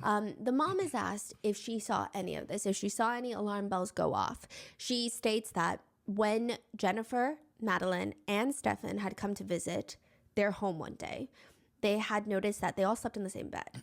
And she was like, no, you cannot do that. Maddie will sleep with me. Grandpa will sleep somewhere else because that's weird. And she claims that she told Jennifer about it, and Jennifer was like, whatever. And she just felt like they're going to do what they're going to do, and there's nothing that she can do to stop them. But then at the same time, she'll say that she never suspected her son would do anything to Maddie because Maddie would even go over to Stefan, give him a kiss on the cheek, and tell him that she loved him. I'm sure they're just trying to explain how they never suspected anything, but in certain situations, this could be miscommunicated as almost victim blaming in a sense. They also seem more shocked that Jennifer would let Maddie and Stefan sleep in the same bed together rather than, why is your son sleeping with a 13-year-old girl? Even if that were the case, I would expect my son, my hypothetical 37-year-old son, to be like, hey, I don't think I want to be in this relationship anymore because Jennifer, you're weird, first of all. And second of all, I'm not sleeping with your 13-year-old daughter. This is weird. I might call CPS on you. But that being said, they express more outrage with Jennifer. And they'll also say things like, I think he was careful in placing Maddie's body where she would be quickly found. Deep down inside, he didn't want her out there very long. What the fuck does that even mean? Like, bro, no. What the fuck does that His father also says, given the gravity of the charges and knowing gosh. what the penalty is, we're resigned to accept that fate and the fact that we can lose him in a multitude of ways in any given time. Some prisoner in the jail could off him, you know? And we're just dealing with that on a day-to-day basis. Damn, that's crazy as hell. Well, if it happens, you just gonna deal with it then. Like, what?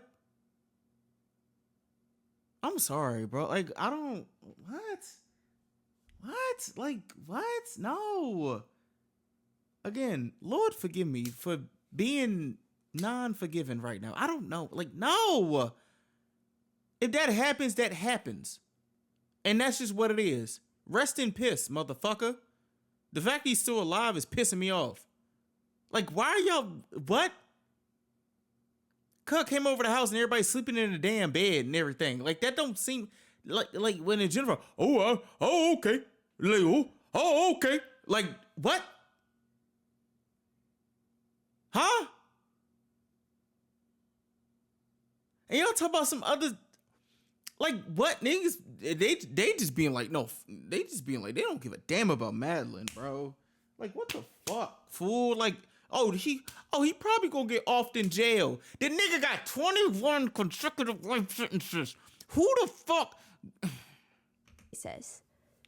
They also go on to state, I can say I love somebody, but I don't have to like them. I don't have to like the way they act. That doesn't mean we are ever, despite what anybody on YouTube says. Yeah, they don't like a lot of YouTubers covering this case. Aww. Or anybody hints at, we are not abandoning our child. He is... Bro, we don't give a fuck.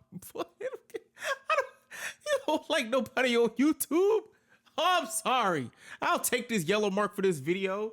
The fuck? Nobody give a fuck about who you like and who you don't like. That motherfucker deserves to die. That's what, yeah, you don't like that? You sit with that. You sit with that. The person that you raised raped a child and killed her. Now he finna be in jail for 21 consecutive life sentences. If reincarnation is real, you gonna get into a damn Attack on Titan time loop and you gonna reincarnate 21 times and you still gonna be in jail. That's how much you fucked up. And you have to live with that. Talking about some people on some fucking YouTube. Get the fuck out of here, boy. Or lady. Gotta live with some shit. Man, what? Shit. God, man, like, what, bro? Like, huh? Is wounded. He is having PTSD in jail. He lost a tremendous amount of weight. He is on heart medication, high blood. Oh my gosh, he on so many things. He raped and killed a child. Like, what? Like, oh, you on heart medication? You lost so much weight. I hope you lose so much weight you disappear. I hope you lose so much weight you look like Gumby from the side. Shit, like what? Blood pressure medication, which he has not been on before. Oh my gosh, I understand that wow. people think he needs to suffer. Well, yes, okay, he needs to be punished. He needs to suffer. But don't expect me as a mother to turn off my heart and say, buddy, you're on your own. I don't like you. I don't like what you did. Oh, and I'm right, not for going to stand sure. by you one bit because All right, I want him for the time that he has left on this earth. All right, for sure. You a mother with motherly instincts. Nobody gives a fuck. Okay, mama. All right, mama, you love your son. All right, cool. You love your son who's a rapist and a pedophile and a murderer. Like, okay, you love him. So what? We don't know how long that is. Fuck. I will give him as much support as he needs. I want him to be strong in mind, body, and spirit. All right, for sure. Pay for more of his coffee then. Give him some blood pressure medication or whatever. Shit. Fuck is you responding to the internet. Yeah, your son did this. You were supposed to raise him. Like what? Like you can be quiet. You can stop talking. Like, huh? You don't have to say this. Wouldn't you do the same? Wouldn't anybody? No. No. What? What do you mean? Wouldn't I do? No. I'm not doing. No. What? No. The fuck? No. I can confidently say that I would not. And I will second that. And I will third it and fourth it. Husband, you say something too. Shit, I don't. Damn it, I don't. I do also find it very interesting when the accused, someone that is accused of taking another person's life, especially a child's life, can do something as heinous, but also have the audacity to bring up that they have high blood pressure. Yeah, like what? I'm supposed to find some care in my heart for that? I'm supposed to give a fuck that you got high blood pressure, but you stop somebody's heart. You crazy as shit, boy. You crazier than a bag of dope. You crazy as hell. What? No, I don't. You got high blood pressure? Oh my gosh, I hope your heart stop. You got so much high blood pressure, I hope it get too high that it stops, so you ain't got no more high blood pressure. Okay, you got high blood pressure. I ain't give no fuck, boy. Fuck out of here. Fuck your heart, nigga. I know lots of innocent people who have high blood pressure and they don't Exactly. make it a thing. Yeah, You killed like someone what? allegedly. Yeah. Why make it a thing? Some Fuck netizens outta also here. feel like they're going to try to dump all of this on Jennifer. In one of the jailhouse calls, Stefan's parents tell him that Jennifer was, quote, speculation that she's been put in an institution and hiding in an institution. At her lawyer's request. so they're saying her lawyer is telling her to go to the institution. It'll probably look better for you. We don't know. We don't know if this is true. We don't know if it's not true. We don't know anything. In another interview, Stefan's mom says, I'm not letting Jennifer off the hook at all. I cannot believe someone let this go underneath their nose for 7 years. I don't understand how she didn't have a connection with Maddie enough that Maddie could go and say, hey, you know, maybe something's not right here. Do you think that this is the time for mama wars? Is this the time for mama wars? I don't know. Do you think it's the time for mama wars? They say the immunity galls me. All the lies, all of the things that she did are all wiped clean. She never has to worry about it again. Which again, that's not how derivative use immunity works. But it's almost like saying, I understand why netizens are upset with Jennifer, but why is she upset? That's almost like saying, if Jennifer had been a better person, she could have stopped my son from being a deplorable person. Yeah, as if like... Oh, yeah, because Jennifer... It's called stop a pedophile from being a pedophile. If Jennifer told that nigga, don't go upstairs over there. That nigga had 35,000 files of CSAM, cuz I have never seen nobody with 35,000 of nothing. Like, what? And Stefan's dad is on the same page. He writes an email to Stefan while Stefan is in jail that reads, we all know that redacted, likely Jennifer, was heavily involved in this, and I am disgusted that she is free and you are not, when this is not all your fault. You need to think about yourself more and her less. She sure isn't thinking of you and how she can help you right now. That whole family is willing to stay quiet and let you take the fall for everything. Stefan's dad even tells the authorities, I think Stefan's decided to be the fall guy in this because he's feeling remorse over the inappropriate relationship that he's had with Maddie. What? Inappropriate relationship. What the fuck does that... Speaking of remorse, Stefan's mom says about Stefan's interview with news outlet after Maddie goes missing. Remember, he was like crying, his eyes were red. The other thing is that as a mother, I have not seen that mother cry. You do not fake the sound of his voice. Like, I have not seen that child cry like that. My son, you do not fake that sound in his voice. The clogged sinuses that he was dealing with, that man was sick. I just know that he's the only one that's feeling any remorse or any sorrow for that child. Jennifer is not. This is freaking crazy. Where the fuck is he bring at? Up that Jennifer was a bad influence on Stefan right off the bat because they bring up her drugs, aka the medication that she takes. And don't get me wrong, I will side-eye Jennifer Soto. Hey, cuz, I side-eye Jennifer too, but this nigga had ED, but when from what was people said, the only time his shit got up was when he was with Madeline, and also when whoever his ex was, and she was like face down acting dead.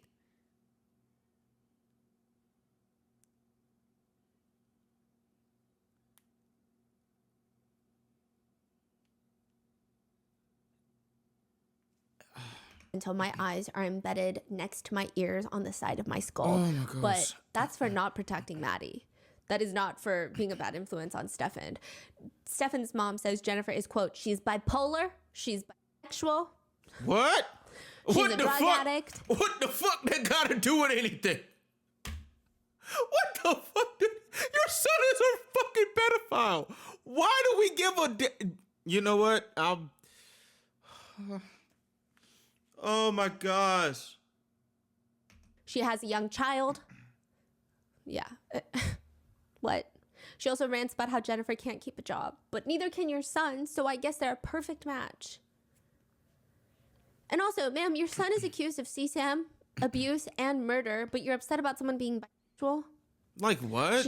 Your son is a mega pedo. As if like the layers even matter. Like what? He should be burned at the stake. Like what the fuck? Stefan's mom also has a moment where she talks about how a lot of girls will go after Stefan. Like, come on, cut.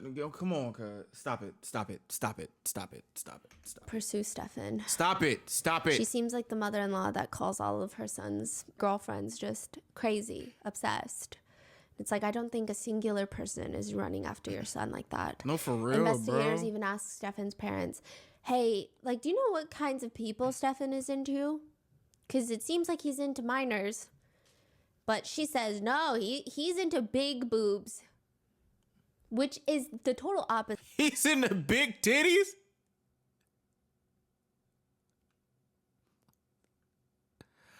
Bro, I feel like I'm going crazy. We need to end this video. Of what Jennifer states. What the Jennifer was fuck? also asked if he has any kinks because they're trying to figure out, has he spoken to people about his interest in, doing the worst thing that a human can do? But she says he's into butts. He really likes anal, keeps begging for it. So he like titties, he like anal, he like butts, and children. And your daughter, nigga. All right, you know what? All right, bro, what the fuck? But she says no because it already hurts. Because it's very thick. Those are her words. What? Not mine. I don't know, okay? But then his mom is saying big boobs. And so some netizens feel like that's weird. It feels like she's saying that to make Stefan appear like a well-adjusted man that likes full-grown women, which is clearly not true. So now Stefan is facing 2 trials in court. He is now awaiting 2. He has been charged with 60 counts, including 8 counts of sexual battery on a child under 12, 5 counts of sexual battery with a child aged 12 to 18, 7 counts of lewd molestation, 40 counts of unlawful possession of materials depicting the performance of a child. And each of those 40 counts means 10 or more files. So it's not 1 per file. Right now, that means they've found 400. Images and videos, but it's likely more, 35,000 on his hard drive. But in terms of what they're charging him for, like they don't need to charge him for every little count. 21 life sentences. They might add on more, and eventually he was charged with 1st-degree premeditated murder. The prosecutors file a notice of intent to seek capital punishment. They're going for the death penalty. This is in Florida, and it's clear that Stefan has no remorse, at least in my opinion. He tells his dad while he's in jail. Obviously, there are concerns that the police are artificially inflating everything up as high as they can possibly do it. What is the plan? What the plan is there, the prosecutors, so they're just trying to scare me into pleading down, or I don't know. That's what he says. Additionally, there's a level of delusion that he has. He tells his parents to have his social security card ready just in case he gets released. This is after the murder charges are tacked on. He even emails his dad, asks for my Tamagotchi and V-Pet collection that is hanging in the closet. And I feel like we should like put all his Tamagotchi and all that shit like under him, tie him to like a stick and burn all of it. But like put like electronic with lithium battery. Actually, you know what? Park a Cybertruck right next to him. Like have it like touching his side and just light the Cybertruck on fire. Cause you know like how those Cybertrucks like emit the actually, you know what? No, force him to be inside the Cybertruck and just light the Cybertruck on fire. Cause like it emits like as much light as the sun when it's on fire. Like just do that. But put the Tamagotchis in there too. Like just like I don't know. Like I'm just thinking of some shit to do because what the fuck?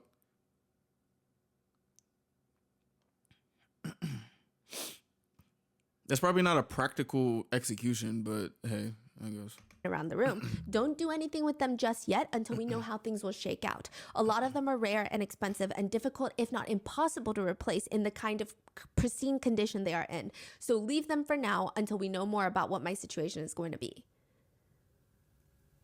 You're about to be someone else's Tamagotchi in jail, okay? I don't know what the fuck that means, but good Lord, Stephanie. Let's get our mind back to reality. He continues, I have access to the law library, which has a lot of case, law rulings. I've been busy looking through anything that has relevant to my own situation, and I think I found some things which give me some hope, but only some. I can't explain too much on here, but there is still perhaps a slim hope for my situation. At any rate, my odds are not 0% at this time. You got 21 I genuinely think that he, to a degree, thinks he's going to get away with it, because previously on Reddit, he talks about cops, and he says, cops don't get paid enough to honestly investigate anything, and nothing will happen unless you do their jobs for them and hand them all the evidence yourself. Fingerprints are really only something that gets pulled in movies or on TV. All the movies and shows make it look like they're gonna catch you no matter what, but it's just what they want you to think. In reality, it's almost the opposite. Most cops don't really have any investigative skills and are low on deductive reasoning or just don't wanna work. That's what happens when agencies pay low and hire people with IQs that are low. It's not a job that attracts a lot of intelligent people. Truly, maybe he thinks he's going to get away with it. Damn. And perhaps he thinks he deserves some sympathy, because unprompted on a random Ask Reddit thread where the original poster is asking, do you think someone like Louis C.K., the comedian, should be able to get their careers back, or should he be canceled for life? Why or why not? He writes, it's complicated, but the short answer is he does not deserve to have his career destroyed forever and ever, with no hope of ever moving on or coming out from it. He deserves to be punished, but I'm not sure he should be labeled a monster forever. A person can do bad things or several bad things throughout their lives, but should it cancel out the good things they may have done too? Should it be permanent brands on their soul, a scarlet letter that they carry for life? People make mistakes, but depending on the severity, those mistakes shouldn't necessarily be held over their heads forever. I do believe that everyone deserves their right to a fair trial. Having said burn that nigga at the stake. That, the defense has already filed a series of motions to try and first get rid of the death penalty and limit victim impact statements for the murder trial. They are filing motions to allow testimony from the defendant's family on the impact of the execution. So they're saying Stefan's family should be able to tell the judge what would happen to their lives if Stefan is executed. However, Maddie's family and friends should not be allowed to testify at all. That's even a possibility? That's fucking crazy. Like, what? I didn't even know that existed. Like, huh? How did you find this? How did you find what? And talk about what Maddie being gone means to them. They also don't like the word murder. They filed a motion to prohibit the reference of the word murder during the trial. They say, don't say the victim's murder, the murder scene. The motion reads, the defense requests that the word homicide be used instead of murder when it comes to witness, particularly law enforcement officer testimony. Do you think we just don't know what English is? Because the legal term for killing a human being, whether lawfully or unlawfully, is homicide. There is no crime of homicide. So they're saying murder already implies a crime, but he hasn't been convicted of a crime yet. So they need to use the word homicide. What? Stefan, I believe, also is going to hit them with a PTSD defense. He was hit by a car twice when he was younger. And on his Reddit account, he does a whole rant because he's like on a parenting Reddit thread. And he's like, having a baby doesn't mean that you are the only person in the world who has experienced any sort of excruciating pain. Have you ever been run over by a truck and dragged under the vehicle across the pavement to the point where your flesh is shredded off down to the muscle fibers in several locations? That hurts pretty damn bad too. Ask me how I know. He says, so does shattering your knee. So does a lot of things I'm sure you've never experienced or even contemplated once in your life. Pain is human. Pain is life. Pain is not unique to one person or gender. So let's not get into that sort of pissing contest. In another Reddit thread, he says, I have an absolute boatload of PTSD. So, and that is where we are at. Jennifer has not been charged with anything. One more thing. Sorry, I know this episode is so long. Oh my gosh. A lot of netizens have pointed out that it just seems like a lot of people failed in Maddie's life. Yes. The school could have called early to let the parents know that Maddie did not attend. They didn't let anybody know. And if they had called Jennifer, maybe she would have been at least, worst case scenario, forced to call the police. Because how do you not go looking for your child immediately after? And maybe things could have been discovered quicker. I don't know if that would have changed anything. And then the counselor, she was told that this man in her life, her mother's boyfriend, makes her uncomfortable. Maybe she should have asked more questions. Maybe the other teachers should have asked more questions about why she was having so many sleepy days. It didn't seem normal. maybe other family members should have asked, even Maddie's biological father. And I'm sure he lives in a different state. It doesn't seem like he's involved in anything. That's not even what I'm implying, but there is definitely a disconnect. And maybe he did everything that was in his capacity that he could have done or felt he could have done, but I just don't think it was enough. Because as for Maddie, in an interview, he says to the officer, I can give you the context if you need, but Maddie reminded me of a character from a show called Euphoria. Yep.